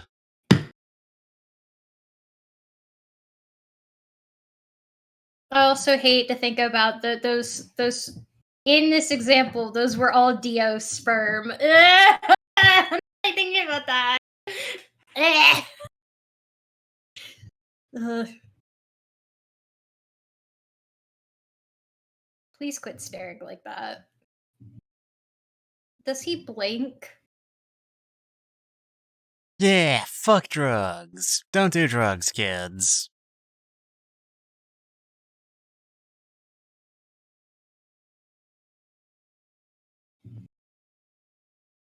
Oh god, that's so sad. Is this the real life? Is this just fantasy? I feel actually a little bit bad for Ungalo now. He said, at least in the sub, I am enjoying laughing as society falls to Bohemian Rhapsody because it's the same society that mistreated me, something like that. That's really sad. I mean, I guess if you think about it, but also he did do it while laughing like a supervillain. Oh, well, he did. It's because he's related to Dio. I don't Yeah, know what else to tell you. Even Giorno, like, did shit like that, and Giorno wasn't a bad person, objectively. bang. Vincent, no! Looks so You... upset. Not the eyeball. Bloop. Oh no.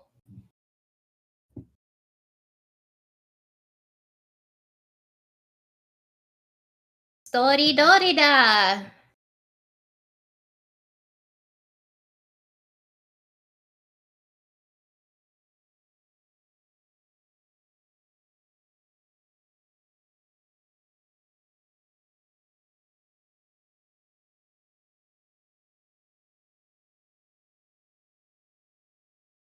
How could you hear her? You had your headphones in. Boop. Got that Aladdin's ugly.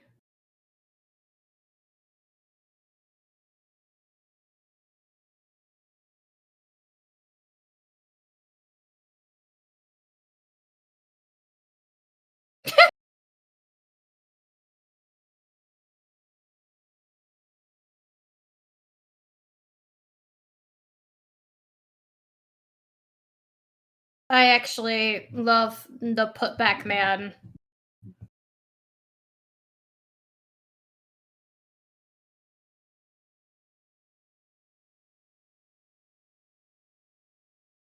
I wish we could see putback man more.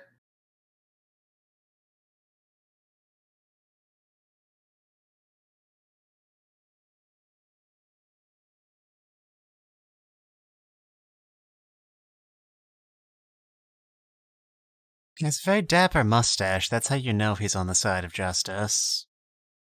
You know, the mustache that goes through his mask.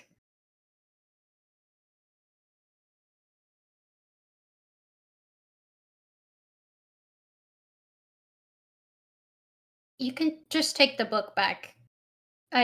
This is a really weird adult. Mona Lisa, Snow White, Batman, and Tweety. That's a weird K-pop band. Not the weirdest. Not the weirdest. Pinocchio is still dead. Back to despair beyond recovery. Oh god.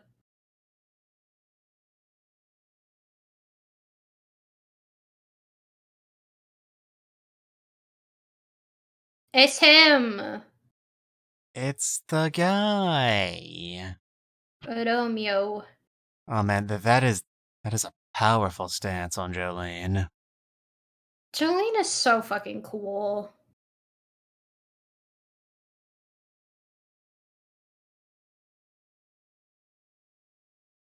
Like, Jolene is objectively the coolest person on the planet. I mean, now that Batman is gone, I guess, yeah.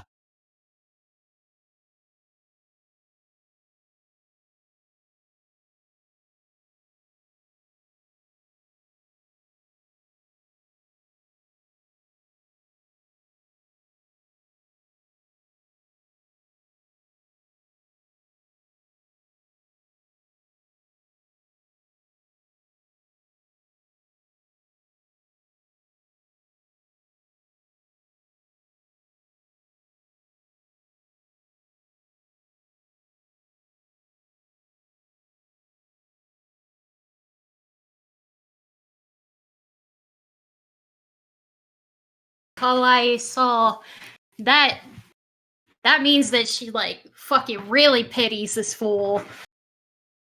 Like, he's pathetic.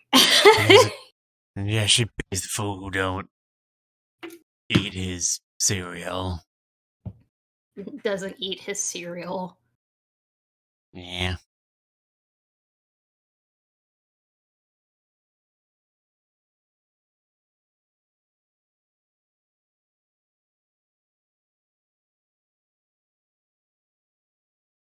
No fucking narc.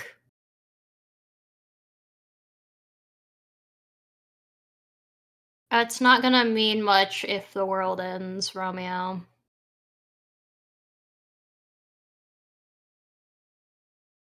Dun, dun, dun, dun. Don't do it, Romeo. Oh, don't do it. Oh, don't do it. Also, I have to say I love Jolene's outfit. How it's evolved.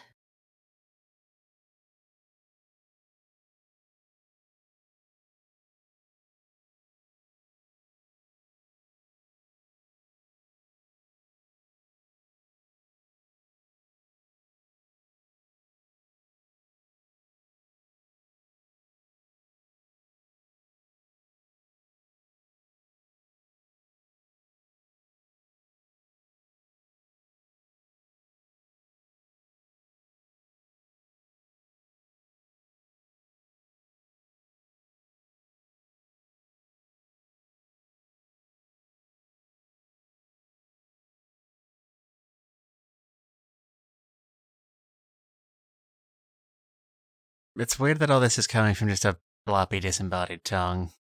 It's just flopping around. I'm sure someone here is into that. Wow, a helicopter. Who are you referring to? It is just me and you in this room. Yeah. I am not into flopping tongues, disembodied tongues. I will have to say this. So, like, did Romeo expect anyone here would actually... Alright, that was uncalled for. Anyway, no one here has a helicopter pilot's license. I don't know why this is, I'm I don't looking know at how this is expected to Emporio. help. Sorry, the frame it ended on Emporio's pointing up to the helicopter going, ah! That was really funny. Oh. I mean, Emporio knows how to drive and fly things. He spends his time in a room that he only reads books on how to do shit. And as we all know, reading a book on piloting a helicopter is the same thing as having a helicopter pilot's license. I mean, it's better than the other two that haven't read the book or flown a helicopter. I mean, objectively, it Like, is, I'm just you saying, know. like, we don't need to use the helicopter just because it's there. Like, everyone here is more of a threat to themselves than anyone else. Well, I mean, but the helicopter, you can make time faster and you don't have to wait for traffic. It makes sense. Not if you crash and it explodes in a giant fireball and everybody dies. They're gonna be fine when it crashes. Because, inevitably it is going to crash, but I they'll mean, be yeah, fine. there's a lady with the blood of Joseph Joestar inside of it. Yeah. Good old great granddad. Is Joseph still alive during this part? I'm forced to assume for lack of alternatives. Yes? I think he's alive all the way up until the universe resets.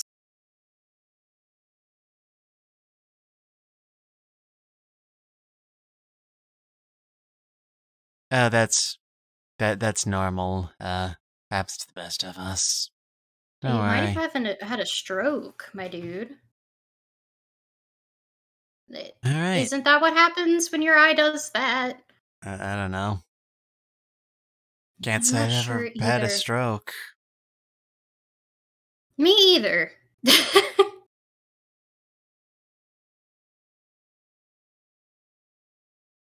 Oh, okay.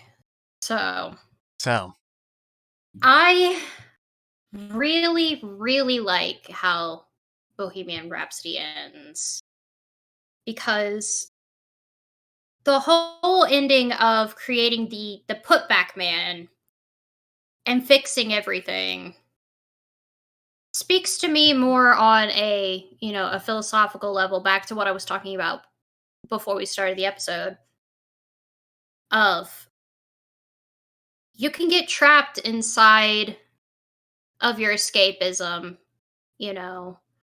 You can it may feel like you're stuck to an addiction, but no matter what is going on, no matter what the circumstances, even if things seem grim, like you can't win, you can always get out.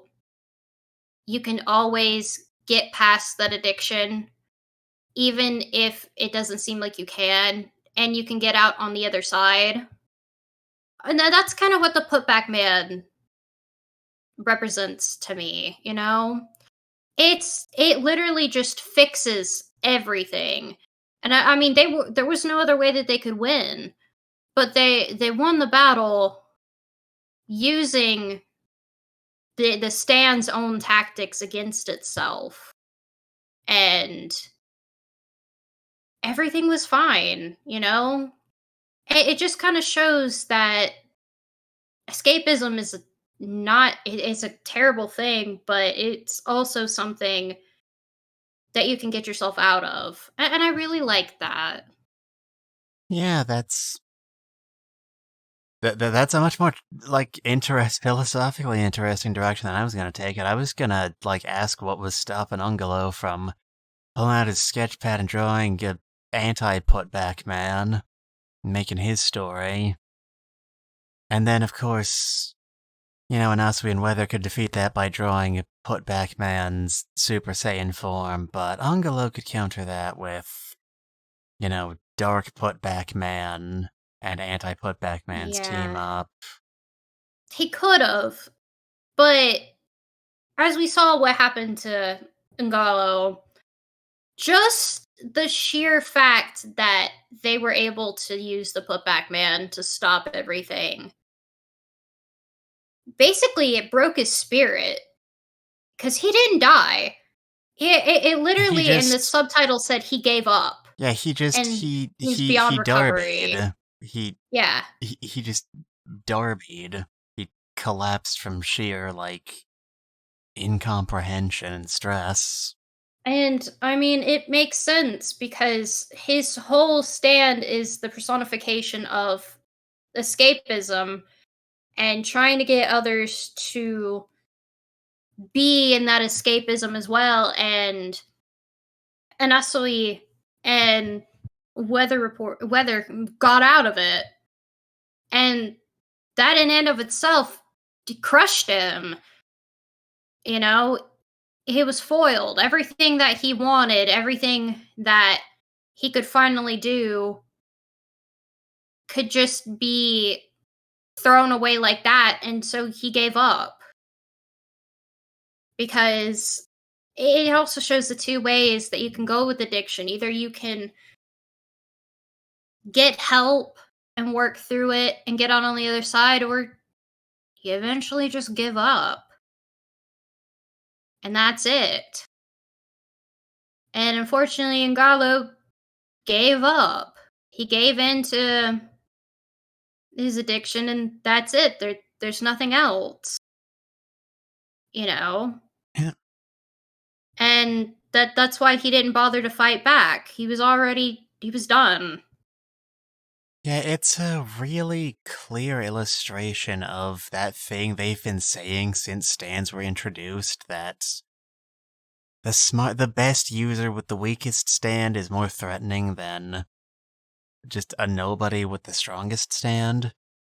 Mhm. Because I think there is a very strong case to be made that Bohemian Rhapsody is the most OP stand in the franchise, just in Oh terms of yeah. what it can do, because, like I was It saying, if you think about yeah. the logical implications of Putback Man, like, if Ungalo had thought of it, he could have written his own stories where literally anything he wants happens. He could have written a story about, rich Uncle Pennybags from Monopoly giving him $1 billion.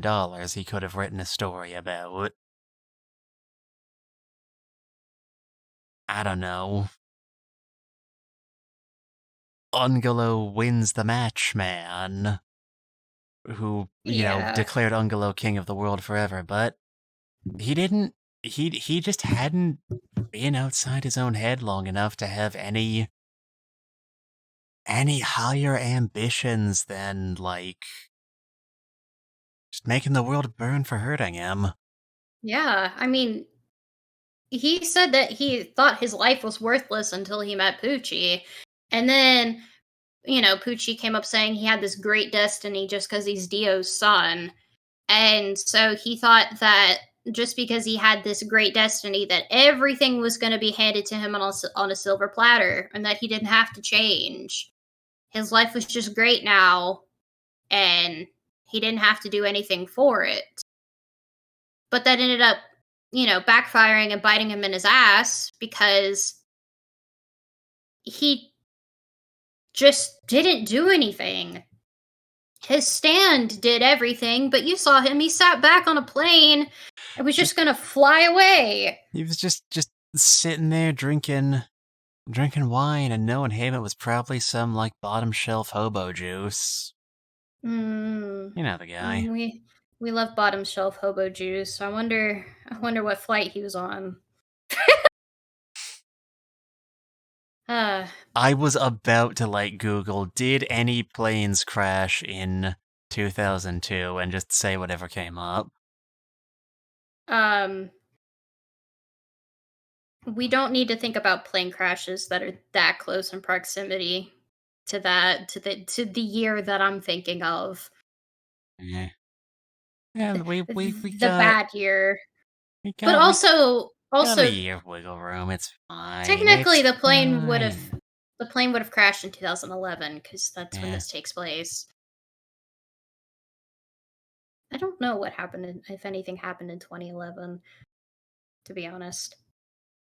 Did The anything happen in Ungalo is not 2011? real. I don't Okay. know. Alright. We've been talking about Ungalo as a character for a bit now. Do you, I know, are we still doing voice actor trivia? Is that a thing we're still doing? Kind of feel like we gave up Yeah. on that a few streams ago. Um I you know me. I always love voice actor Alright. trivia. And I usually talk about the ones that I think sound familiar. I don't know if Ungalo sounded familiar to me, but Ungalo I'm is gonna look. voiced by Takumi Yamazaki. Yeah. Let's Todd see. Havercorn in the Yep. dub. Yes, he was. Hey, I'd it's my recognize man. the voice anywhere. It's my man. Yes, Todd Love Havercorn, of him. course, very big deal during the big Western anime boom of the early 2000s. Voices include Hikaru from Ouran, Alan Walker from D. Gray Man, Det the Kid from Soul Eater, Keisuke from Initial D, Ling from Full Metal Alchemist Brotherhood, The Good Full Metal Alchemist, Do Not At Me, Italy from I Italia, mean, for those of you who are currently suffering horrible flashbacks from being reminded that that series exists. don't talk to me about Hitalia. I don't think I ever told you that I was super duper into Hitalia as a You young teen. didn't tell me, but I guessed. It was a dark time. Almost as dark as the Homestuck phase. We don't Eh, talk about that either. eh. Ah, Anyway, um, Android 19 from Dragon Ball. Nobuyuki Sugo from Sword Art Online. Jadeite from the Viz dub of Sailor Moon. Ayado Kirishima from Tokyo Ghoul. Haruka from Free. Trillium from Alt Noah Zero, but only in the first 3 episodes. Assassin from the Modern Fate Stay Night dubs. Teru Teru from Danganronpa 3 and Kotakyo from Danganronpa V3. Forgot that. Yeah, the company he Yeah, works for did the Dongo Bongo dub. If you hear Pluto meowing, no, you don't. She's fine. Pluto. Pluto! Pluto, speak to me! She's going off. That's Pluto! for sure. He had a voice in the 2009 Detective Conan licensed game for the Wii, which is the only thing that was localized between when the anime was cancelled and when Bang Zoom got their hands on Movie 22. Mhm. That's interesting. I mean, that makes sense. Yeah. So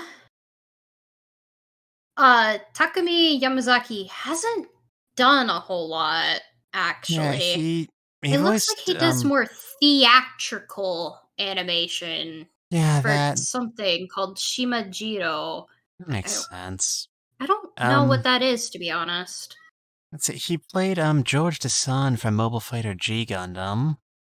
He played announcer in a Detective Conan episode in 1996. Cool. He also played somebody in something called Nightwalker, the Midnight Detective. I don't know what that is. Yeah, Do you know what that is? It's got no, this special no, word in it. no, Tante. I don't. He's Isamu from Macross Plus. Oh, He's never mind. You wouldn't know what Kanik it from is. Fate Zero. He had a role in Hyoka, which is a series I wish more people talked about. I He had, realize. Yeah. yeah, You he wouldn't know what had, this detective thing is. It's an eroge. eh. Oops. He had a role of some sort in the, Inuyasha sequel from 2020. Remember when that was a thing? Yeah, well, he was in the original Inuyasha. That's some characters I don't remember. He's the voice of young Ocelot from Metal Gear. That's pretty cool. It's pretty neat. Hey, it's Yeah, pretty neat. he's just I don't really know any of the characters that he's done. I even looked at the One Piece character was, and he's like a background character number 5 that's in one episode, and I'm like, that's Um, great. well, he's got the most important role I think we've seen of any series we've seen this whole but this far. He voices the generic thugs you beat up in Fitness Boxing Fist of the North Star. Oh my god. I still can't believe that's a game. Oh, did you see that I retweeted that on Twitter earlier? Yeah, yeah, I did. I really hope it has an English localization. If it does, I'm gonna buy it. I'm He gonna is play it. also the Japanese dub voice of Chicken of Cow and Chicken. Oh my god. The That's Japanese great. dub voice, I should say. He's the live action dubbing voice of a character in the X Files that was played by Jack Black. It's the greatest honor I can imagine a man receiving. Oh no, they made him play Philip in South Park? Oh no. Why would you do that to him?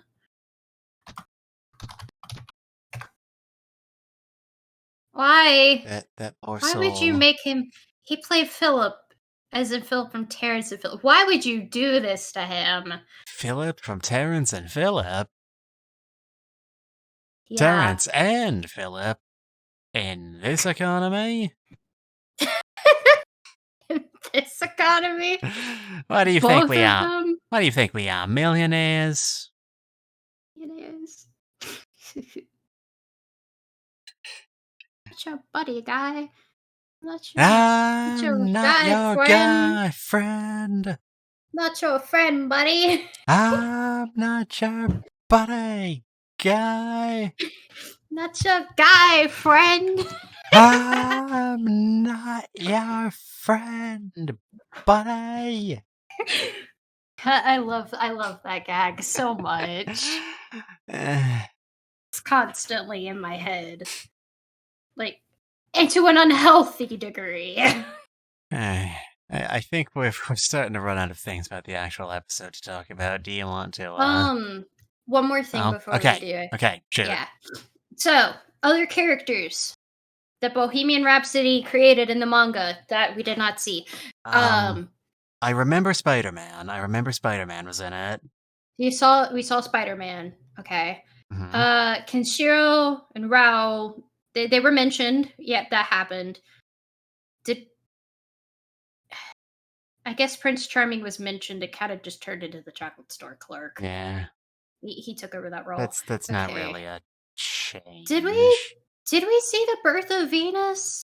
I mean, we saw, like, a really quick flash through of, like, an entire museum's worth of paintings.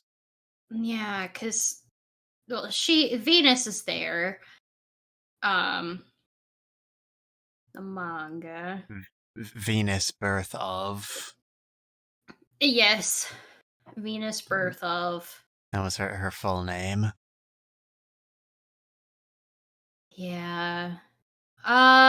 We didn't see Peter Pan and Tinkerbell, did we? Don't think we did, no. No, they didn't. They didn't They show them. didn't. We also didn't. Did they say Snoopy at any We point? Because I definitely don't. did not see Snoopy. Damn. No Snoopy either. Damn it. Snoopy as usual, I I say. think that they just replaced Peter Pan and Tinkerbell with Aladdin and the Which, genie. that seems weird to me, because I'm fairly certain those are both equally Disney properties. Well, it depends on what is now under fair use. Yeah. It depends because Aladdin was based off of like oh fuck. The fucking, 1001 Nights. Yeah. Classic But Arabian. I'm pretty sure the original Peter Pan novel I don't know when that came out, to be honest. I don't know if that's I mean, under. I'm pretty sure it's more recent than. Oh, yeah. Yeah. Um, what do they mean, Hercules? Was that what that was dressed up to be as in the car? Um, 'Cause Hercules did have a famous lion skin. That might have been it. I'm guessing so because it's right next to Girl with the Pearl Earring, where it was mentioned, and it Yeah. says in the anime. So yeah, I guess so. I mean, I guess, a cop thinking of himself as a Greek demigod would make more sense than. I I was not like assuming the Cowardly Lion, but. Yeah, I kind of like the cop that dressed up with the girl with the pearl earring. Honestly, is iconic. But yeah, it seems that Peter Pan and Tinkerbell was replaced with Aladdin and the genie. Why? I. I don't It know. might be a copyright thing. That's the only thing I can guess. You know? But that's all. That's all, folks. Okay. This is a really obvious question, but with a story like this, you gotta ask it. Did they say Terminator? They said the Terminator. The Terminator did not Okay. show up, No, but if they name but dropped they name him. dropped him. Okay, sorry. Yeah, Yeah, it was just in knew the what you were same scene where saying. they were like, I like the Terminator. I like Chewbacca. Mm. Well, anyway, it's an incredibly obvious question, but with an episode like this, you really have to ask it. Bohemian Rhapsody works by placing you in the footsteps of the character you identify with the most in all fiction. Who do you think you're getting swapped into in Oh in the God. year of our Lord 2014? 2014. That was when this happened, right? I don't know. Sometimes I just say numbers that just sound right. It's 2011. 2011, whatever. You like to forget that year exists quite a bit. Did anything of consequence happen in 2011? I don't think so. I'm pretty sure LMFAO put out some banger tracks and My then point disappeared. exactly. Like their music. It look, a party rock anthem, it spoke to me on a spiritual level, and then they disappeared and they never sang ever again. So is that your fate that Bohemian Rhapsody is subjecting to you? Are you Oh just no, going to have to no. party rock for several hours and then disappear? Oh no, no, no, no. If I if we go back to this, I would have been 11, which is coincidentally the same age as Emporio. Emporio actually was born like a month after me in real life. We are the same age. He would be 23 now. If only he survived. Anyway, but what did I like when I was 11? Alright, this was I'd started I was 14 at the time. I'd started reading Detective Conan and I'd started playing Ace Attorney. So I was like really starting to get into mystery at the time. Mm, Which character did I identify most with? my answer, I realized what I was really into. Um, there's two options because I was Mhm. equally obsessed with both. I was obsessed with the My Little Pony Friendship is Magic show Perfectly respectable. and Adventure Time. Okay. And if I have to go off a character that I like identified myself as, I would have turned into fucking Pinkie Pie. That does not surprise me in the slightest. Yeah, I we both were energetic, we both didn't understand social cues, we both had serious depression that we hide with a smile. All the fun things. So yes, your cursed fate is to be. A pony. And I don't think okay, no, unless we did physically transform into a wolf man, I guess that would happen. I know, I would just transform into the pony. But, at least with the story with that, I'm pretty sure I honestly I did not see the ending of that show. That show ended. When did that show even end? Year It's wise, it ran 2019. Yeah, yeah, I did it not keep up that far. it ran a pretty respectable run for a children's show. Oh, it did. Apparently, it had 221 episodes, not counting all the movies they made, which is Yeah. quite a bit. And But I'm I not didn't. proud of it, but I've seen every single one of them. I do want to go back and rewatch it because it gave me so much serotonin as a child. It was just so colorful and so nice. Everybody was so nice, you know. But Yeah. um I'm pretty sure Pinkie Pie ended up nice. I would have ended up being married to Weird Al Yankovic though. Yeah. I don't Honestly, like thinking about that. I that you is the could one have piece of evidence I know. significantly worse for yourself. Yeah. Weird Al's like the one celebrity in the world I would be genuinely surprised to find out had ever done anything wrong in his life. Yeah. Well, there's a couple.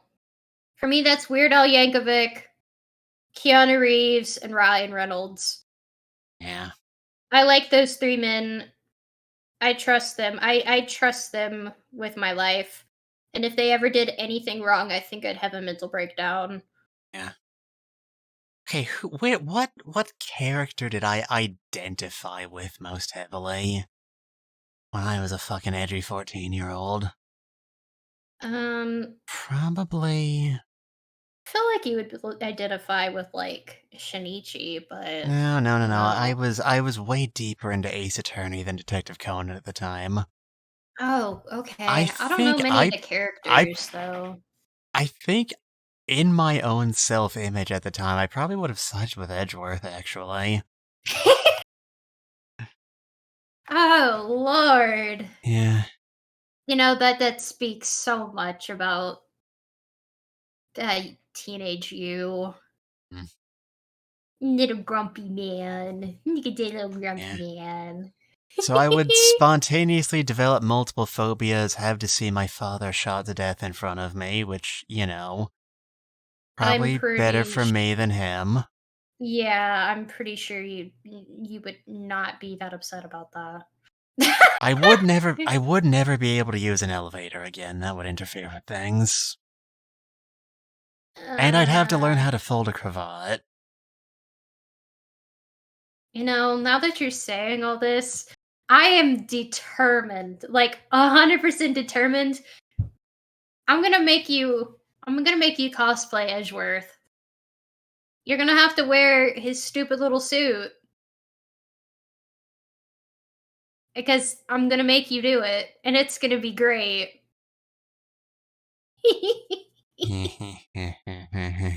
Anyway, episode 27. You're judging. You're evading your fate. Just not possible. You can't escape. Alright, Ugh. episode. What's up next? Sky Rods, High, right. rods, rods.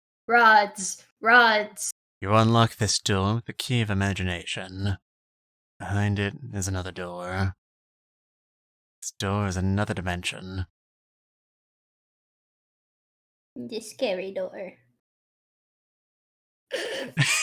Alright, we'll be starting in 5, 4, 3, 2, 1, now. Ba-boom. Perfect. In case you forgot what you were watching right now.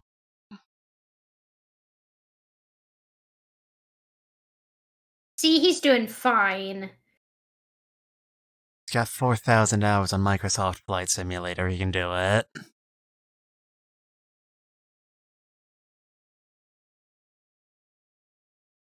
Kepu kanaberoru. Me too. Kepu kanabera do. Yes.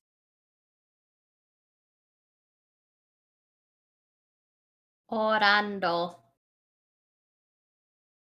Oh no, here's the things. The, there they are. Well, a gremlin's sitting on her wings. It's the fucking bees. No. A deadly bee. Excuse me, goodness me. It's you. It's a deadly bee weapon. Bees. My god. They really went for Jolene's eyes to the point where they're bleeding. Like, everybody else's eyes aren't bleeding, but Jolene's are. Everybody else is just feeling kind of sleepy. Jolene has been having so much shit happen to her eyes. Yeah. She Like, should this is maybe not the start. first stand to fuck up her eyes. Yeah, maybe start carrying around some, eye drops or something. This is getting out of hand. For real.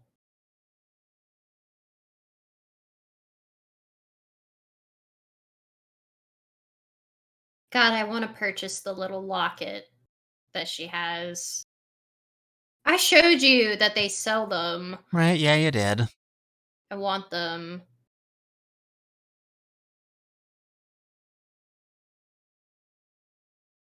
I like looking at everybody that comes up and looking at their little symbols that they have. Alright, everyone poses a team, cause shit just got real.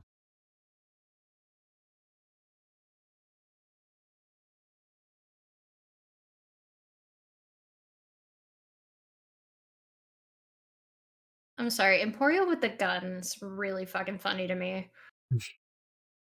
Yeah.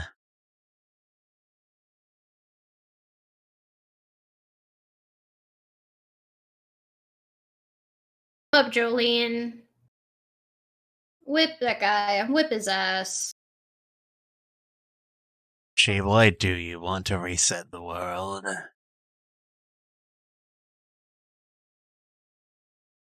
Nope, now Ermi's eyes are bleeding. My eyes! Bald! Bald! Bald! Ugh. Watching her rip her eye open was really gross looking.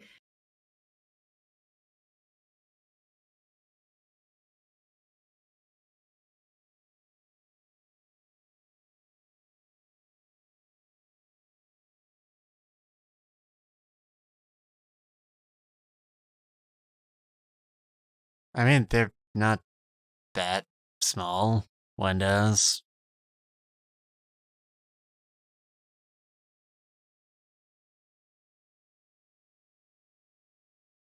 You know when a bullet is going to be fired, you can dodge it. Whoop. Australian. Wow.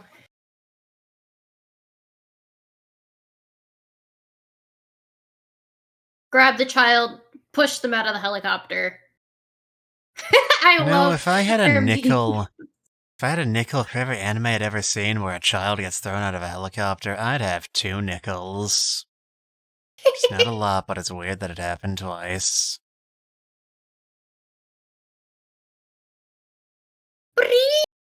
I like the noise it makes. Eee. Eee.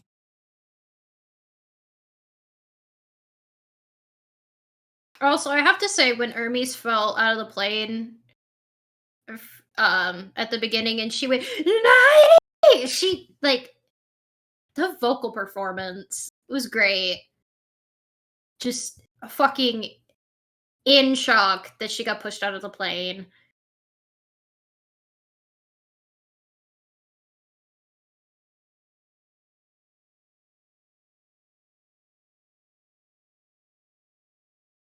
It looks really gross. The creature is demonic in nature. Very icky, no good. Icky, no good. La criatura. Here comes the bad boy. Recently, he's learning to focus. He got his ADHD medication. I'm sorry.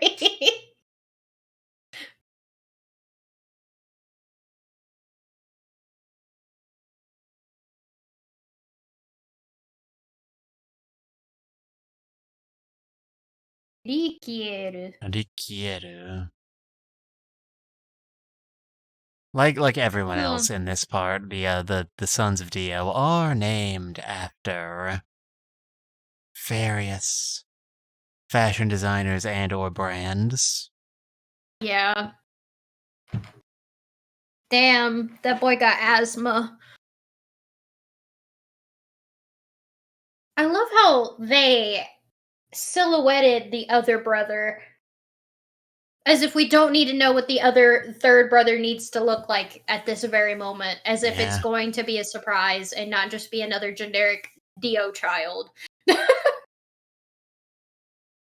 What does generic Dio child even mean in this world? Oh god, I don't know. My eyes! Oh no, he has hyperhidrosis too. Hyperhidrosis, asthma, anxiety, a possible stroke. You just need to go to the doctor, son.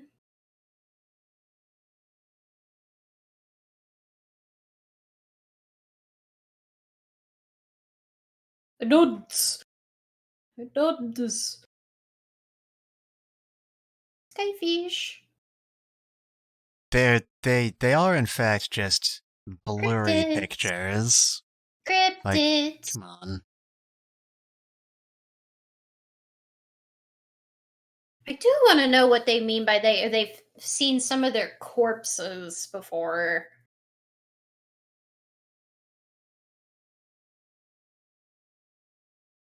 They're just bugs that are blurry. Like, come on, man. Or the bugs. The bugs. The bugs. I mean, honestly, you ever been in Florida? You've heard bugs that sound like that.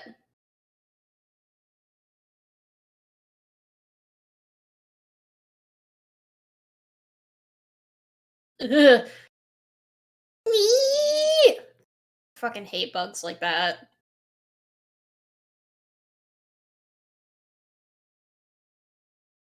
I mean, yeah, sort of. Damn. Well, now Yeah. you gotta go and get a fake. You gotta go get a filling done. Get a new tooth. Sky high. Okay, so I haven't brought up a a dub name change in a while, but they localized Sky High to Sky Guy. It's just a sky guy. He's in the sky. What do you want from me?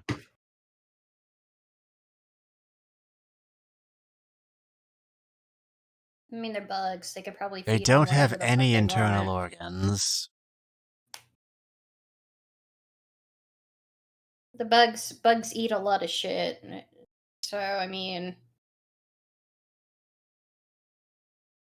nuts. For somebody who is in so much bad physical and mental health, he is fucking built. Man has... Man's shoulders are bigger than, like... Why not just pull them off and dribble them like basketballs? Right?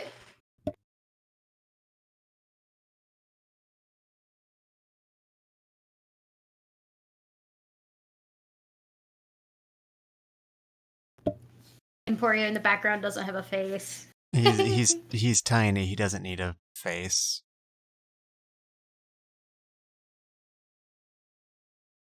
Again, with shows trying to perpetrate that quicksand is our greatest enemy. Yeah, like, this is not a thing that normal people encounter in their day-to-day lives, anime. You're giving me. You're giving us so many false images, also.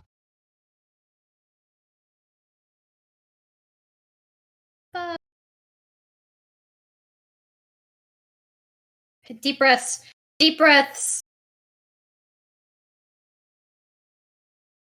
The greatest villain we will ever face. What anxiety attacks? I was kind of referring to just, Ricky L in a sarcastic tone of voice, but you know what? I feel like anxiety attacks are probably going to be the worst enemy anyone could ever face. They're fucking horrible. Aww, you Ew.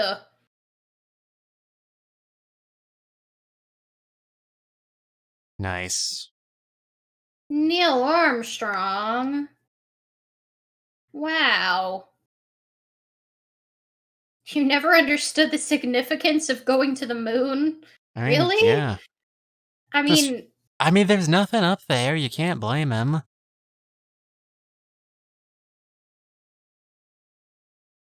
but rods finally made him understand space.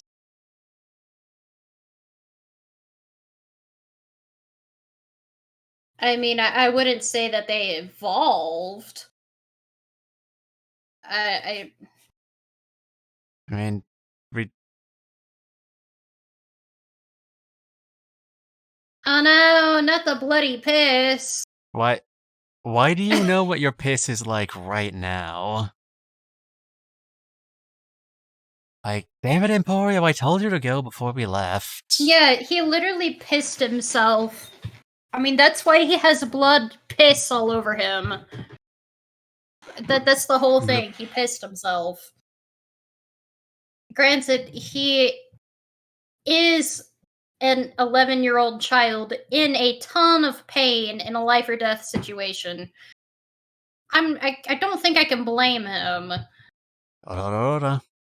My leg! My leg!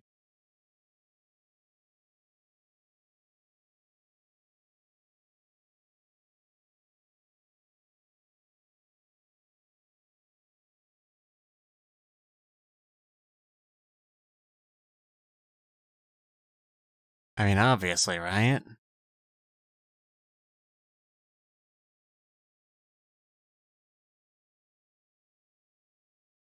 Your kidney is putting blood into your urine. See, this kid has nothing but time to read.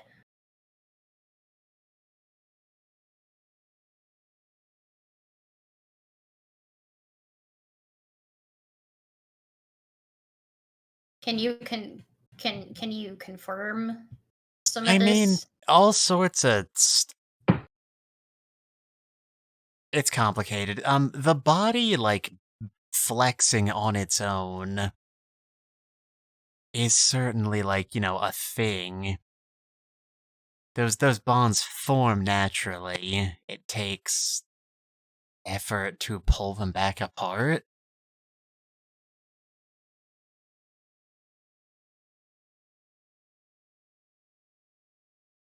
I really like. Sorry. Oh, sorry. You're fine. I really like how his stand is literally just the thing on his arm that just controls the rods. The rods aren't the stand, right? Because the rods are just rods. Rods are just a thing, allegedly. Yeah, his little bug thingy he has on his arm. It looks really fucking cute, by the way. It's adorable. Now, for phase 2 of my master plan.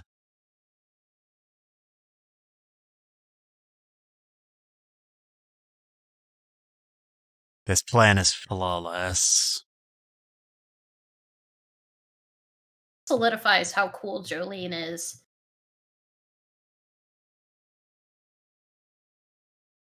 You're mentally stronger than the lady who set herself on fire. I do not think so.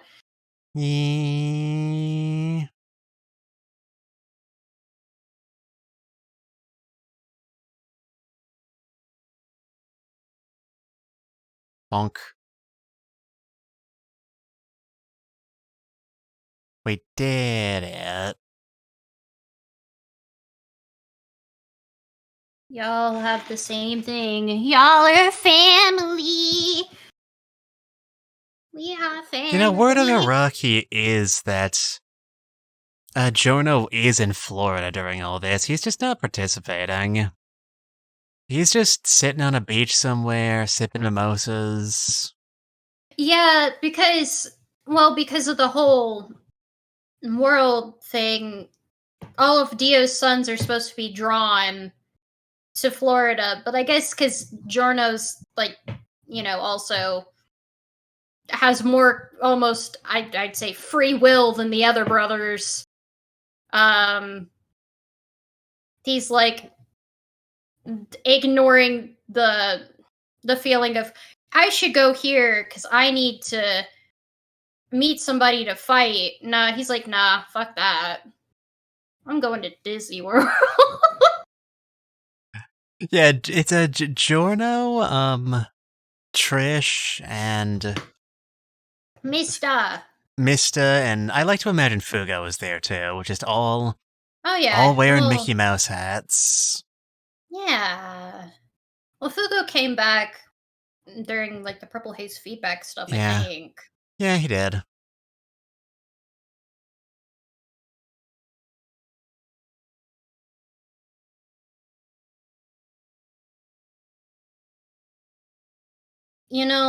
I don't know why he thought that, oh yeah, the way I'm gonna win is by making Jolene blind. Like, Jolene can defeat you even if she is blind. Like, you are so pathetic. A blind person could beat you, Rikiel. Like, come on. He is using his raging demon attack though. Yeah.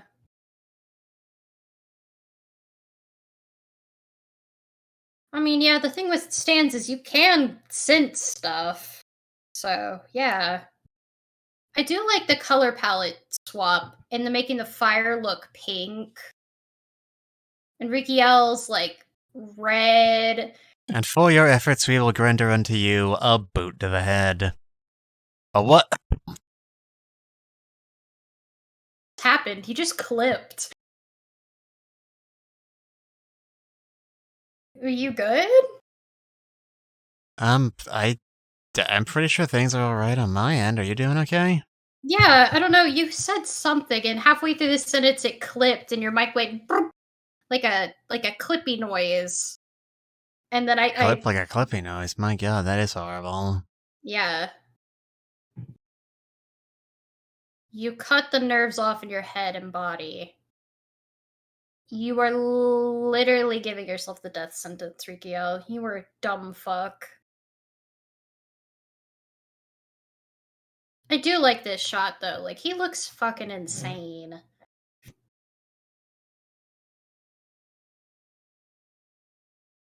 Will you please stop talking about cervical vertebrae?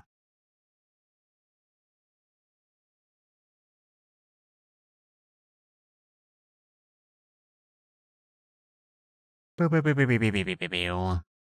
Squish.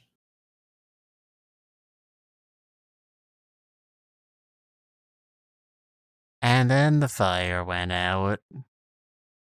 I can't believe Emporio managed to wash off all the bloody piss from his body.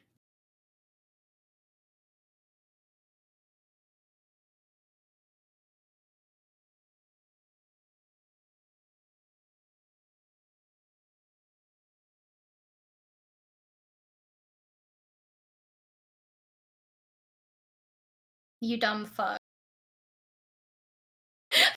His last word Right. was fuck. I mean, in the dub it was, oh shit, which is about as good.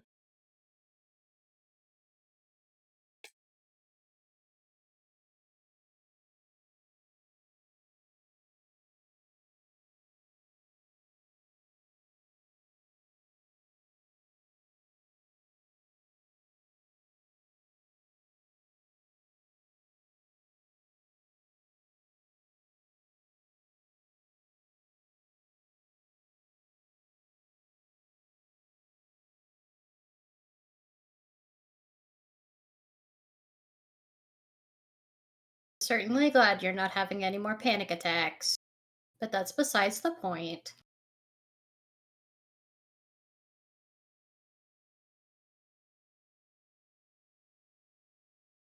Dio, we know Dio.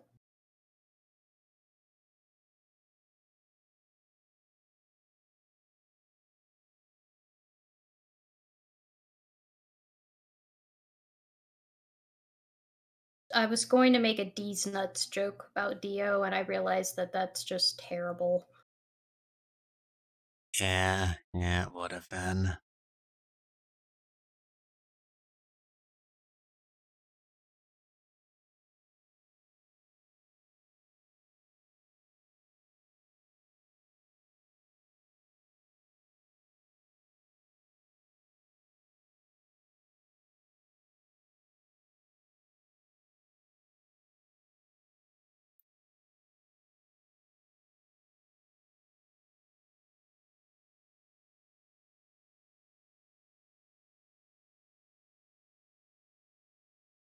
Queen's leg is still backwards. Why is he wearing cow prints? Because he's baby girl. I don't know what to tell you. That's the only answer I can give you. He's special. He's baby girl.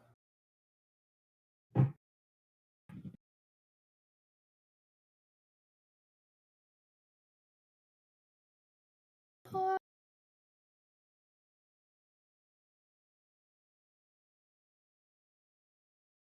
the shit out of his brother.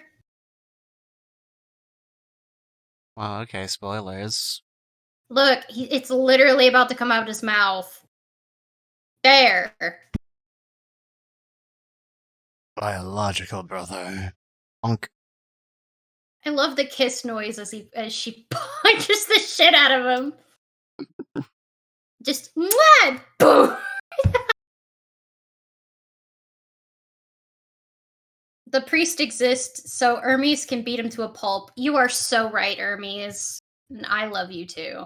You are the best character.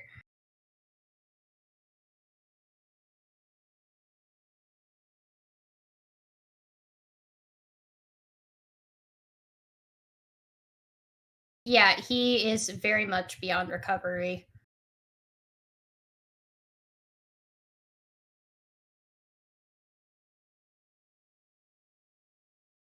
This is something that I have been wanting to search. If it's still legal that you don't have to wear a helmet. Cause I feel like, yeah, that sounds about right. But I also feel like that was like a debate that had gone to like voting somewhere in like the Florida courts. I need to So, figure out if that ever changed. alright, while you look that up, I just want to draw a momentary attention to the fact that the narrator just said that the freedom to choose not to wear a helmet is integral to the human spirit. I mean, sure. If you know you want the right to fucking die, sure, why not? I would love the right to fucking die. I think about cashing it in every day. No, bad. Huh. Okay. According to this motorcycle injury lawyer website, who made an ultimate guide to motorcycle helmet laws by state,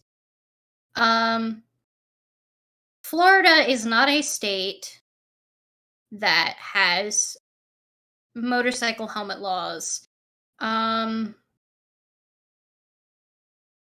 But let's see, how many states do? 2, 4, 6, 8, 2, 10, 4, 12. 6, 8. Who do we appreciate? You made me lose count. I'm going to hurt you. You can try. 10, 12, 14, 16, 18. Only 18 out of 50 states require you to wear a helmet on a motorcycle.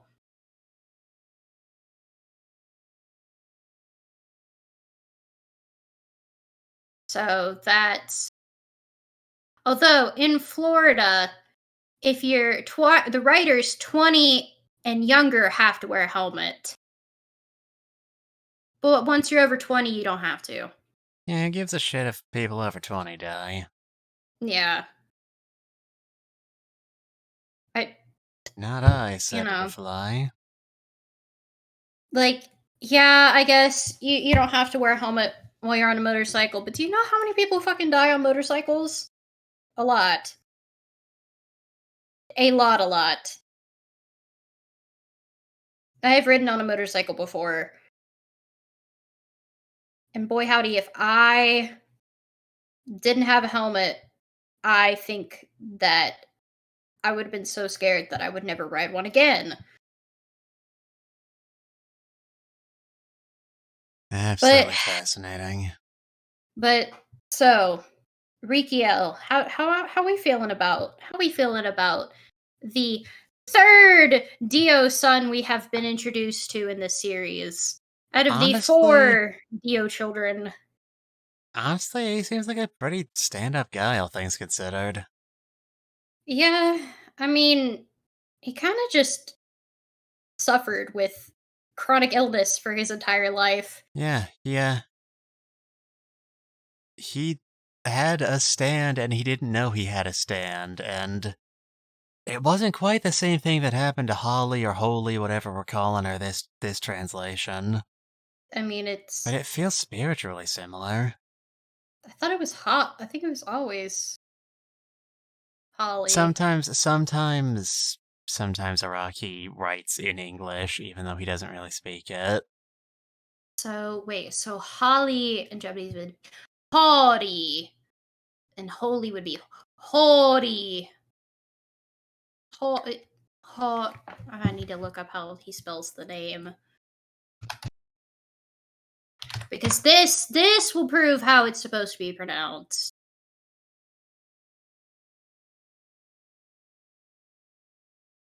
Hori. Hori. It's not H-A, it's H-O. Hori. Not Hadi. Hori. So, what does that mean? Probably Means either she's or. got a really weird name. But Stop the namesake fucking is presses. the namesake is Buddy Holly, though. The American singer. Can't you see that the name is Buddy Holly? I don't remember what comes after that, but I don't actually listen to that much Weezer. I pride myself in never having listened to an entire Weezer song in my life. I actually own, like, a Weezer concert tee. I've got it back in the closet somewhere. Oh my god, that's beautiful. Well, now Anyway, you have to wear it. I mean, I could. You're not gonna see any difference on stream. No, but I'd know it in my heart, and that's what matters. Anyway, Ricky L. Rikiel, how you feeling about Rikiel? You know, I feel like if Fate had decided to be just a little bit different, Rikiel could have been like a Jojo. Like, if he'd been the one who wound up being named Giorno, he'd be... He's got the heart of a protagonist in him. Yeah. Yeah, I I think think he got more Jonathan in his deoxyribonucleic acids than Giorno. yeah. I mean, I could see it. I mean, they have Honestly. both set themselves on fire for the sake of winning a fight. Which is a thing that happens occasionally. Yeah. Apparently.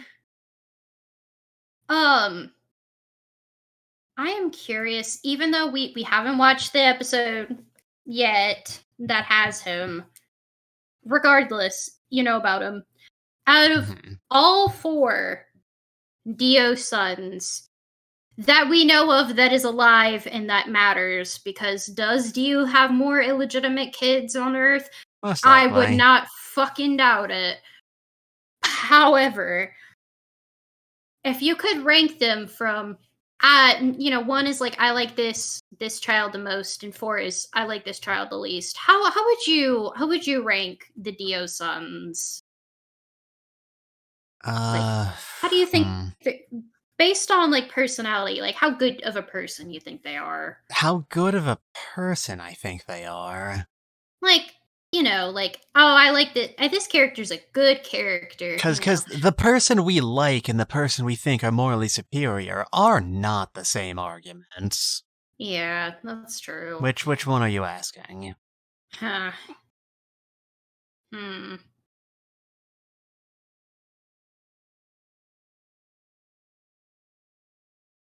I'm gonna rephrase the question.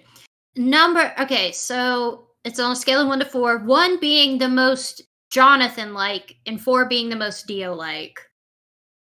Out of the Rikiel would be number 2. Rikiel would be number 1. Giorno would be number 2. I think Rikiel has more of Jonathan in him.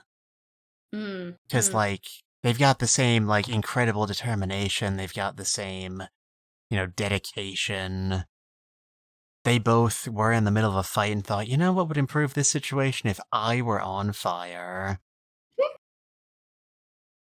Giorno would come in second, because, he is a Jojo. He's got a bit more of, the Jotaro stand using being a colossal hard ass in him.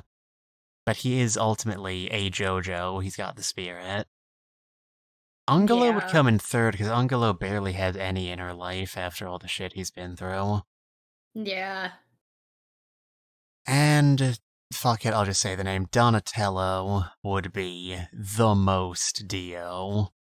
Yeah, that's basically what I was gonna say. I may argue a bit more on Giorno's side than Rikiel's, because I like Giorno a lot, Yeah. and I do think that he ultimately, when given the choice of, am I going to do something bad or am I going to do something good?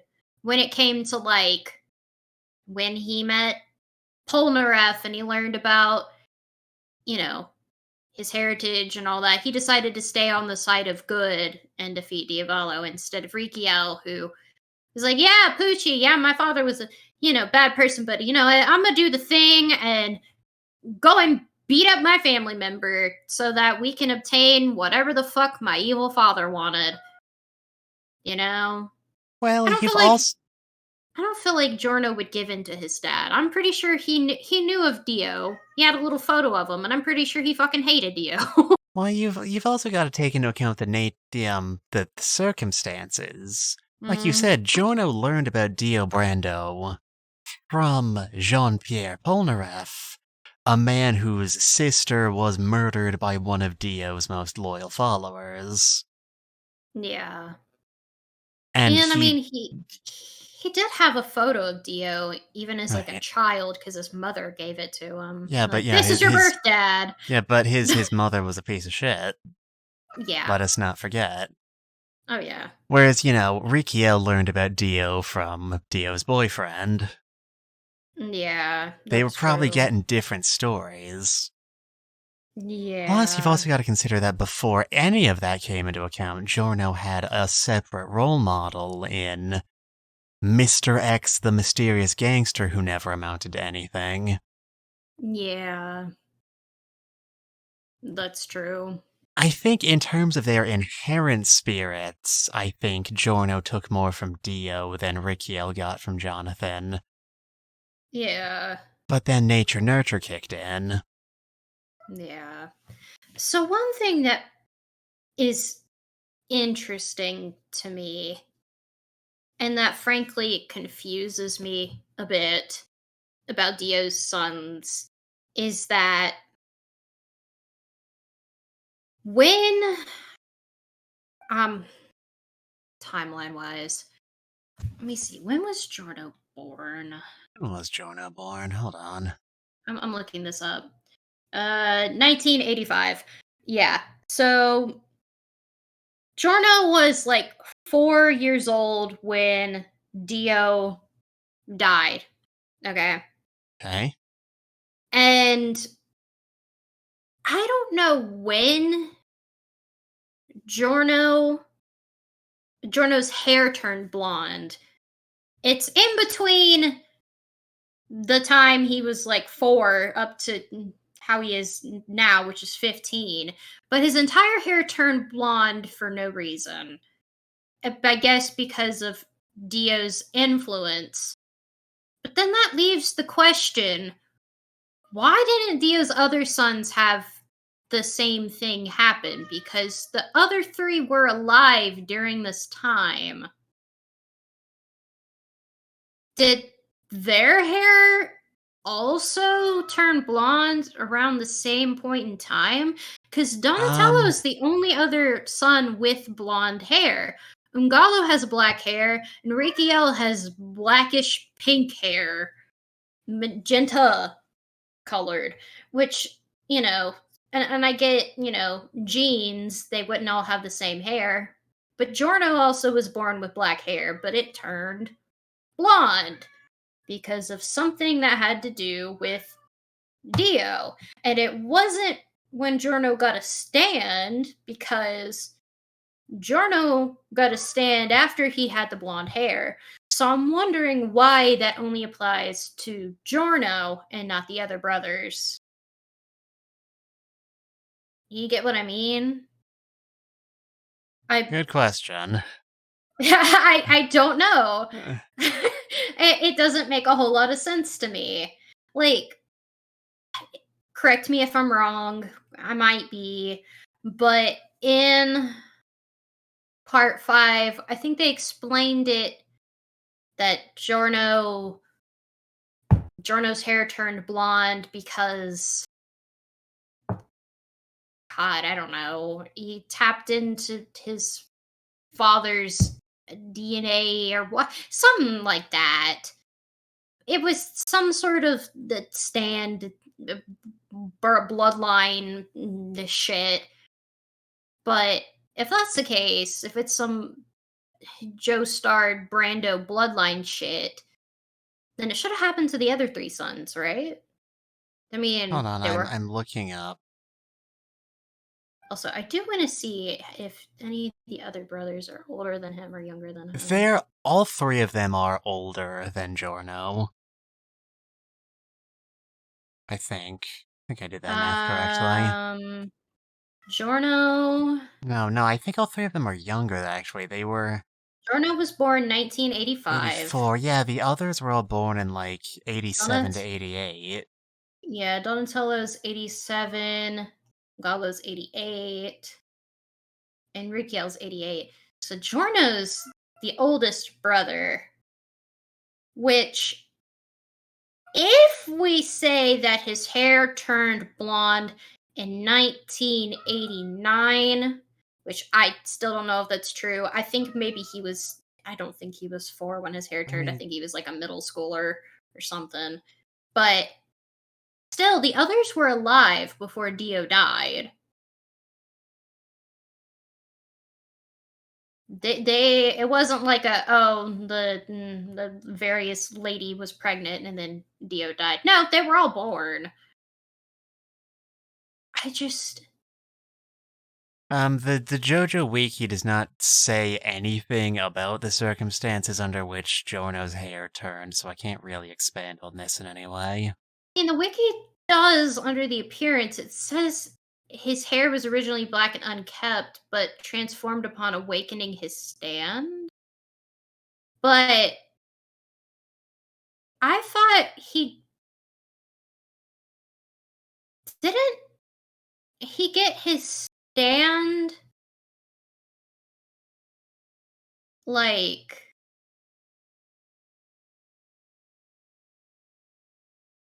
after when he was doing, I don't know. I don't remember if he already had his stand at that point. I think he did.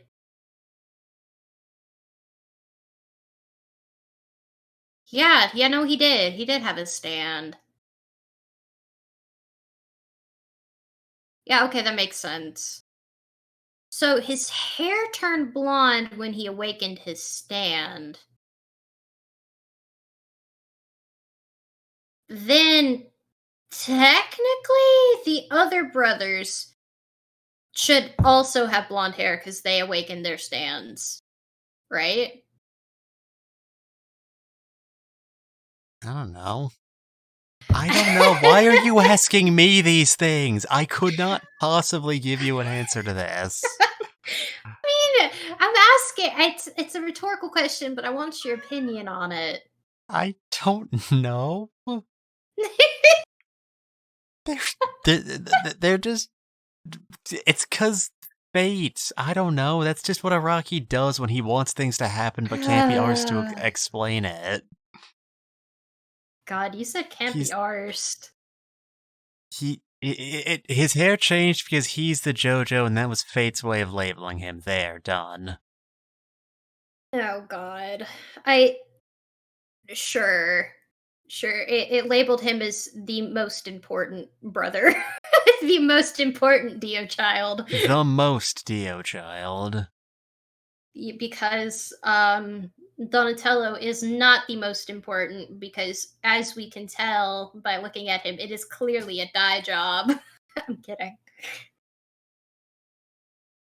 Anyway, Rick Heel is voiced by Makoto Furukawa. Interesting. It is the same voice actor who plays Saitama from One Punch Man.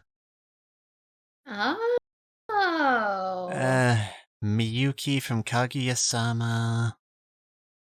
It says on here he's played 2 different versions of Sherlock Holmes. It doesn't surprise me. I think I remember hearing that. Oh, he's Sherlock and Moriarty the Patriot. Right. Yeah. I wanted Yeah. to get into that series. Something else called The Tale of the Outcasts. I don't know what that is. He voices Yutaro from Haikyuu. He's only been in stuff Zappa from since 2010, 12. yeah, plays Interesting. Zappa in One Piece. Oh God, who the fuck is Zappa? Hold on. Google, Taiju show from me. Oki. That's a series. Taiju Oki from Doctor Stone. That's a series people care about, right? I think so. No, I didn't want Frank Zappa. God damn it. One Piece. Put One Piece in the search. Yeah, it's that Marine dude. Okay. Go away now. He plays And one of the dudes in. Oh, sorry. no, you go first. I was just saying he plays one of the guys in Tsuki Pro the Animation, which is an idol anime. Cool. And recently, he's been playing Shadiq Zenali in Mobile Suit Gundam The Witch from Mercury, a series I've actually been enjoying quite a bit. Sting. Oh, he plays Hatsuharu Soma in the new Fruits Basket. Huh. Yeah. I Neat. loved Hatsuharu. I Over. liked him as a child. Meanwhile, over in the gaming sphere, he plays Sylvain from Fire Emblem Three Houses. He is the official voice of Kunio-kun from Kunio-kun, as of River City Girls 2. And he plays Fuse Man in Mega Man 11. Interesting. Oh, wow. He's been in a lot of idol stuff. He's in Idolmaster Side M, which is the male version of Idolmaster. He's in Idolish 7, Tsukino Paradise game, Show by Rock. He's in a lot of idol stuff. Oh, he's just a full-on singer.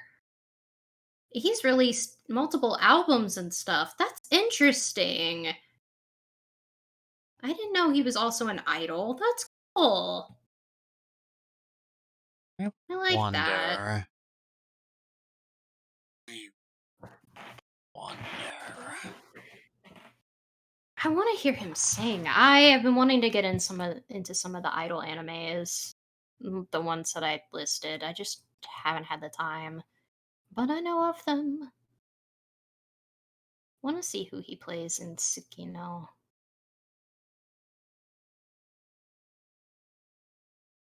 Mmm. Oatmeal Man. I Got know, that's a it. different person, alright. His dub voice actor is Ben Malmaceda. That is not a person I've heard a lot Mm-mm. about. I haven't either. 4 versus 7. 2, 3, 4, 5, 6. 7. 12. 13, 14, 15, 16, 17, 18, 19, 21, 22, 23, 24, 25, 26, 27. Okay, no. According to BehindTheVoiceActors.com, he made his debut as the voice. Okay, no, I don't know when this is. He doesn't have any roles dating to before 2016. Mm. He's got a lot of additional voices credits. Mm. He's the voice of bit of an up-and-comer. He plays Neku Sakuraba in The World Ends With You, though. That's certainly something. It's a game I want to stream sometime. He voices Rikiel. He voiced the boss of the Wild West chapter. Boss. He voiced the boss of the Wild West chapter in Live a Live, the 2022 remake. He voiced, quote, culprit, parenthesis, episode 4, close parenthesis, in Detective Conan Zero's Tea Time. Interesting. He plays Martin S. Robinson in The Legend of Heroes Trails of Cold Steel anime. And he voices Dr. Nosori in Mazen Kaiser versus the Great General of Darkness. That's not a major role, but I'm bringing it up here because this is the first time, looking this up just now, was the first time I was made aware that this movie is a thing that exists. Wait, This what dub movie? came out, Mazen Kaiser versus the Great General of Darkness. This dub came out this year. The original movie came out an even fucking decade ago. I don't know why they did this, but it's kinda cool. I still don't know what that is, but neat. Remember the Mazinger Z that was going by? There's a movie. There's a fuckload of movies. This is one of the Oh. most important fucking franchises in Japan. Okay. I'm You sorry. uncultured Philistine. Okay, I'm gonna be honest. I don't watch anything that has to do with mechs. I don't know Yeah, you've told why. me. I don't know why. I was never a robot kid, like a giant robot kid. I'm open to watching them now as an adult. I don't know. I just never watched them. How am I I supposed to am. do? How am I supposed to make my Super Robot Wars Let's Plays if I don't have any fucking series to ask you about? I I can I can try. I watched the first season of the Netflix Voltron show. Does that help? No. I gave up after the first season. I watched it as it came out and then it got messy and then I was like I'm just going to leave it alone. Since we already talked about him, I went ahead and searched up the voice actor for Donatello cuz I'm Okay. very curious. And he hasn't done a ton of things. Like, he's been an Attack on Titan character that's like a very, very side character that is pointless because he dies. But You're gonna have to he's, narrow it down a bit. yeah, no, you wouldn't even That's. know the name. He Oh, plays wait. Yokomizo in Bungo Stray Dogs, We're though. talking about Takanori Hoshino, right? Yes. Yeah, he played Vaughn from Gunsword. That's not a minor role. Love that series. Hmm. Interesting. Let's see. Nobuyuki from Haikyuu. Jack Atlas from Yu-Gi-Oh! Arc V or Arc 5. I don't know which one that is. I've never saw the He series. In Bungo Stray Dogs, he plays that author you told me about, Seishi Yokomizo. Yeah, he is. It's alright. He did the books that you talk about. Book. I'm sorry. It's the Wow, worst way to say literature. it. Literature. Also, he plays Mickey Mouse in the Kingdom Hearts games. He's the voice of Iori Yagami in The King of Fighters, as of He 14 at the very least. is he only recently Mickey Mouse? Only since the 2019 Kingdom Hearts games, apparently. Don't know what happened to the original Mickey Mouse. Uh, when was Mickey Mouse in Twisted Wonderland?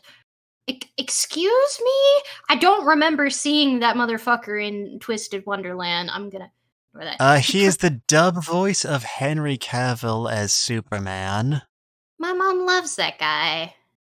She finds him very attractive. I don't see it. He's not a bad looking man, but I'm not a Henry Cavill stan, Yeah, he's as it also were. dubbed for John Krasinski multiple times. Although I will have to say he did look kind of fine as The Witcher, but I'm pretty sure you could put anyone as The Witcher, and I'd go, huh? And yeah, Delicious. he's only been voicing Mickey Mouse since November of 2018. The Witcher. But yeah, damn, Mickey Mouse. How come we had the Japanese voice for Mickey Mouse, yet we couldn't actually have Mickey Mouse? Like, come on. He could have voiced Mickey Mouse too if you put him in. God. It would have been great. It would have been perfect. But you had to go and not include Mickey Mouse, nor the Mickey Mouse joke. Yeah. Donatello versus his dub voice is Isaac Robinson Smith, who it has like nothing. There's almost nothing here. There is a lot of additional voice credits, and there's Donatello, and there's fucking Zeb from Tom and Jerry Cowboy Up, open parenthesis 2021 movie, close parenthesis. Damn. That's about it. Apparently he voiced Adam from Voltron Legendary Defender. Was that the series you were talking about? Or was there, Maybe. Legendary Defender? Yeah, Okay, that's yeah. the newer Okay. one. I Was don't know if Adam, you. like, a major character in that series? I don't Cause... know. Okay, Maybe. cool. Again, it wasn't in the first season because I don't know who the fuck Adam is. Cool. Is it the gay guy that gets Uh, married to Chiro? Maybe I you're don't gonna know. have to narrow down a bit. I didn't watch the series. I don't know. I only watched season one, only, and I was also 16 at the time, and I watched it because my friends at the time were really obsessed with it. Also, they were like, "Oh yeah, the animators are the same animators that made Avatar: The Last Airbender." So I was like, "All right, bet," because I like Avatar: The Last Airbender. Of course you do, you have taste. I do, and so I watched it, and I was like, "Oh, the animation's nice." Um, I also watched it because I love some of the voice actors, like Jeremy Shada. He played Finn in Adventure Time. He's one of my favorite voice actors. I love him. Also, I don't remember his name. It's on the tip of my tongue. Steven Yen. Um, Yen.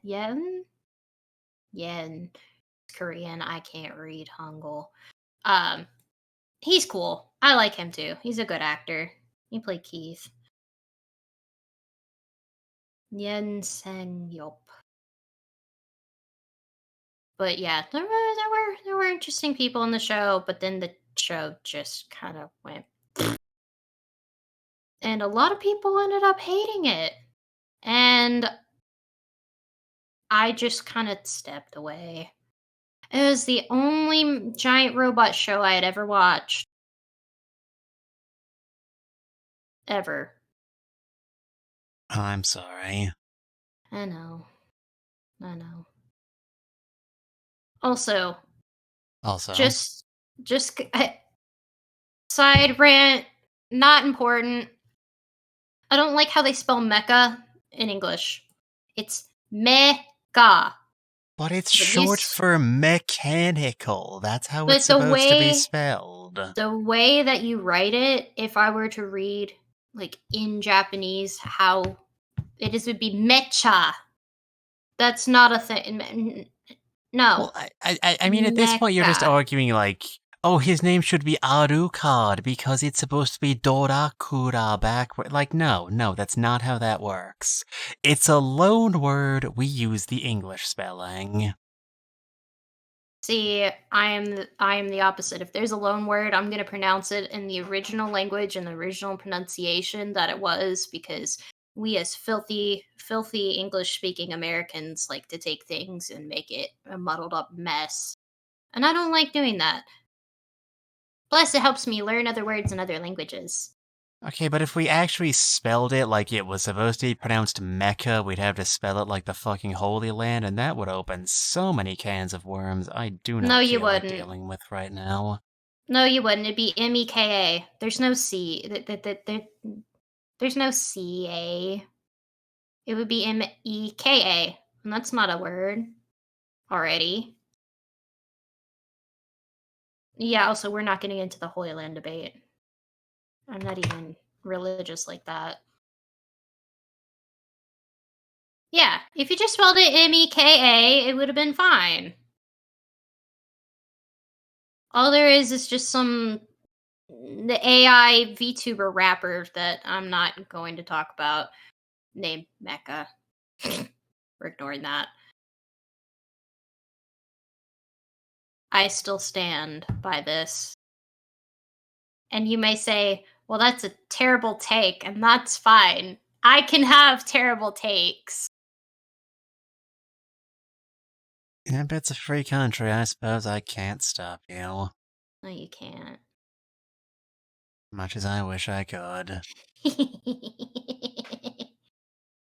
It would be funny seeing you stopping me, though. That would actually be kind of funny. Like, what would you even do? Tape my mouth shut, maybe? Oh, please give me... No, please give me more ideas. No, you gotta come up with them on your own. You're the smart one here.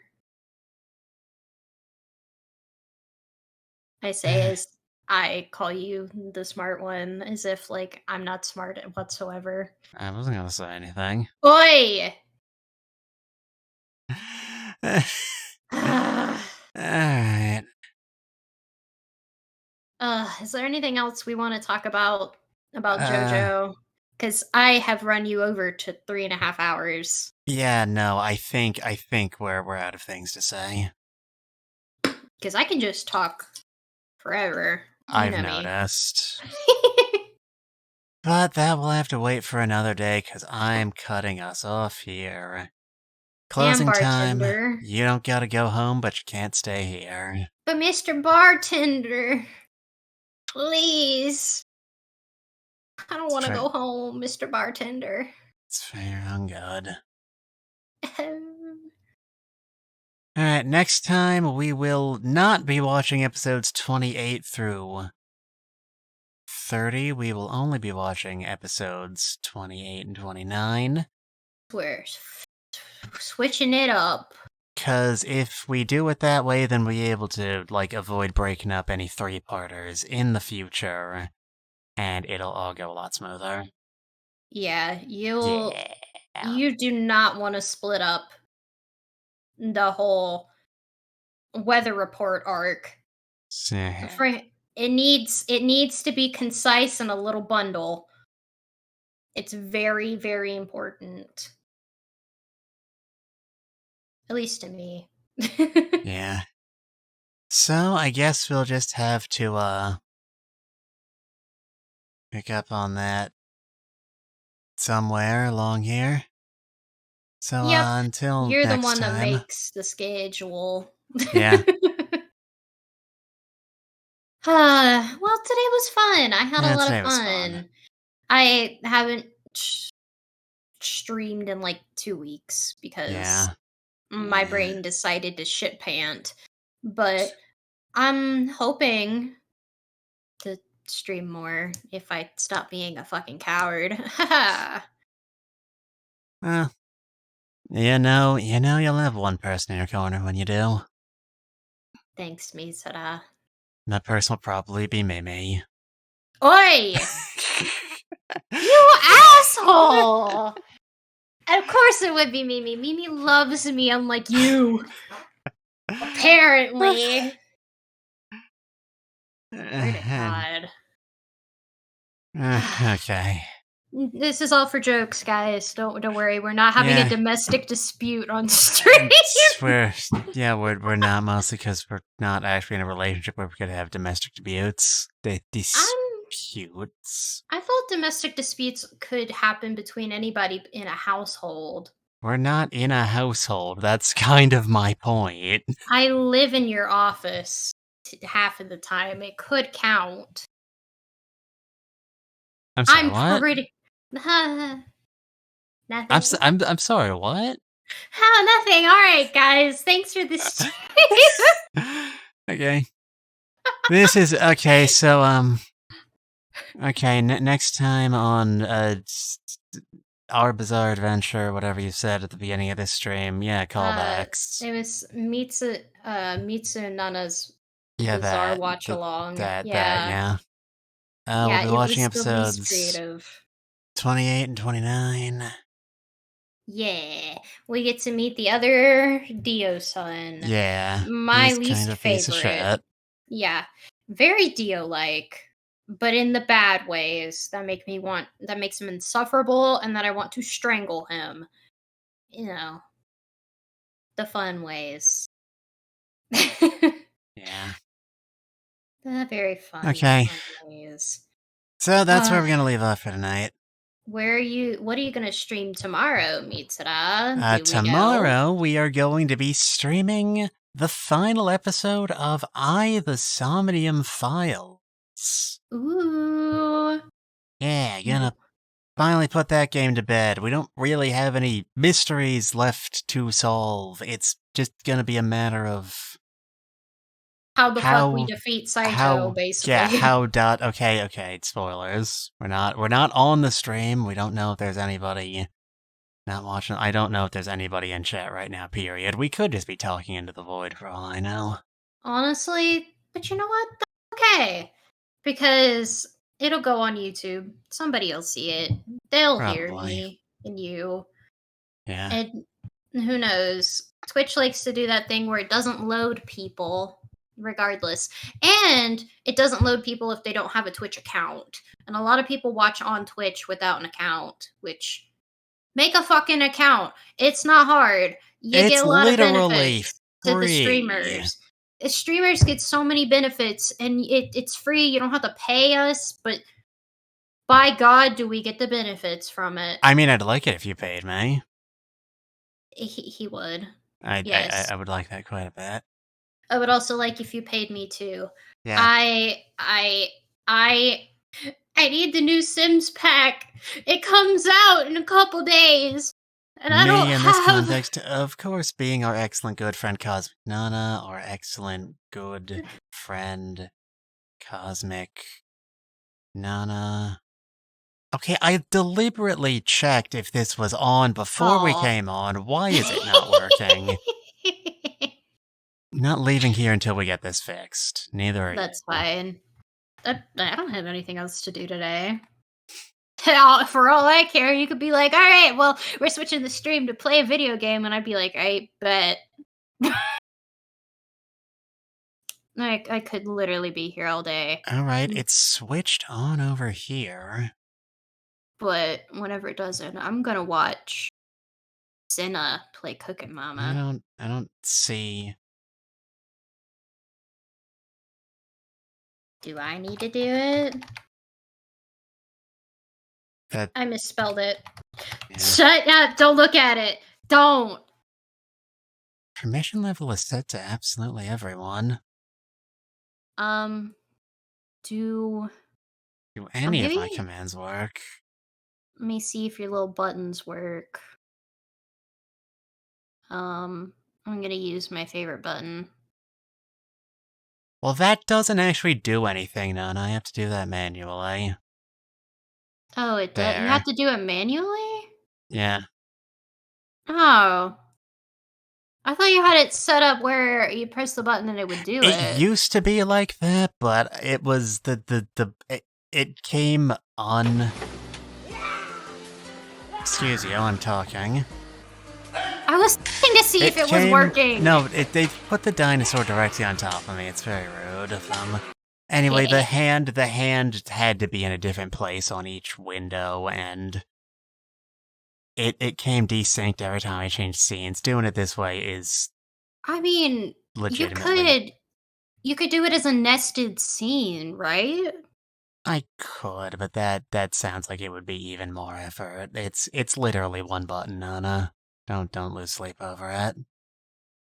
Whatever makes you feel better, Mitsura. That's all that matters. Anyway, it's dead, and I don't know why. You have Stream Elements open, right? Yeah. Is it excuse me, if you have the login, you may need to log out and log back in.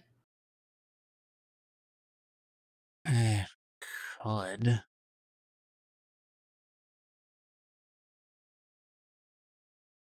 Come on, bring us over.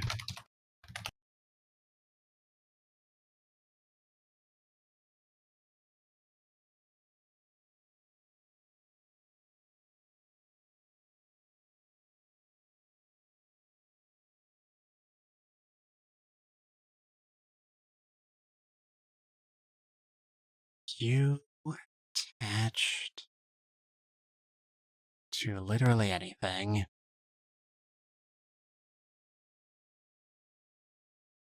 What if we use the stock stuff? What if we...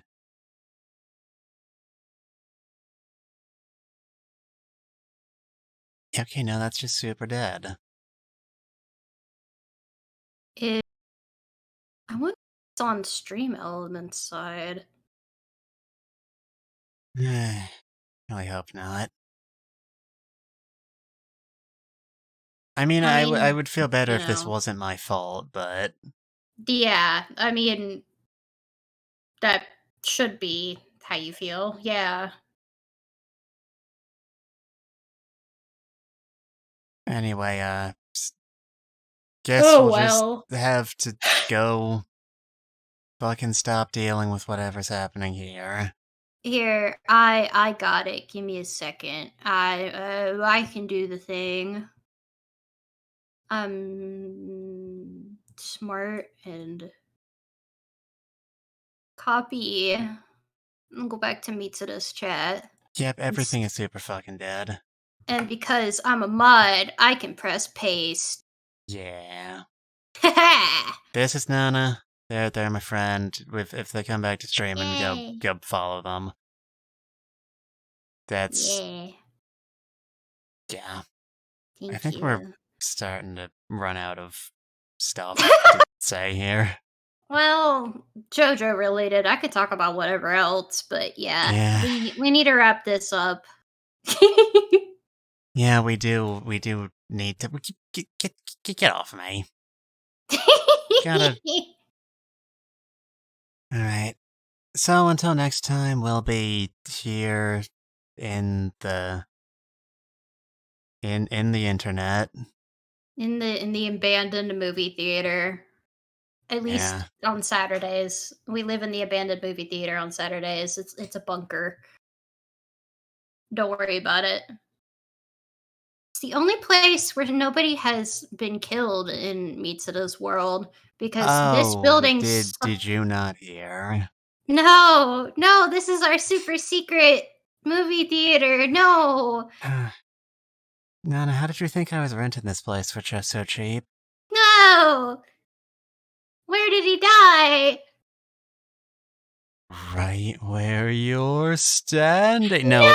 it was actually like 3 rows back and Oh 4 to the man, left. what happened? It's a very long, complicated story. I'll tell you off stream. Oh no. Is that what that spot is on my seat? Is it blood? It might be blood. Oh man. Now I want to switch seats. It's Is your seat any better? Will not you swap really. with me? No, no. Oh, damn. People die too much in your town. Yeah. In all the other towns I go to visit my VTuber friends, nobody ever really dies. It's like they all come here to die specifically. Like it's a beacon. Like, oh well, shit, I'm gonna die soon, so Yeah, and they move here. this is no knowledge. Yeah, but you have immunity, main character immunity, so that's good at least. Yeah, as long as they don't decide to cancel the series on me, we should eventually be able to pull out. Yeah, for sure. Alrighty. Thank you for Alright. having me, and Thank you for being here. I am excited for tomorrow's stream. Yeah. Did you get my iPod? Yeah. Yeah, it was alright. So you ignored it on purpose. Fair enough. Fair enough. Hmm. Anyway, thanks for the stream, Mitsuda, No, and no, no. I. Thank you for coming. You're what makes today special. Oh, nah, nah. Yeah, I'm right. just, I'm just a friend that likes spending time with you and watching a good anime. It makes me happy. Alright. If you say so. Well, you know what we gotta do now. Say goodnight, Nana. Good night, Nana. Bye-bye. Bye, everybody. We'll see you tomorrow. See you then. Don't die. Yeah, that would be unfortunate. Think about the poor street cleaners that have to clean up after ya. Yeah, that's actually very rude to die and make someone else clean up your body. How dare you? You should at least Leave have the some. decency to clean up before you die. At least leave some for the cats. Jesus. Yeah. Poor kitties. They're so hungry. You're not thinking Think of the about it, won't you? Thank think about you. the children. Think about the children and the cats. I don't even know anymore. What are we doing? I don't know. Goodbye. Goodbye, everyone. Bye.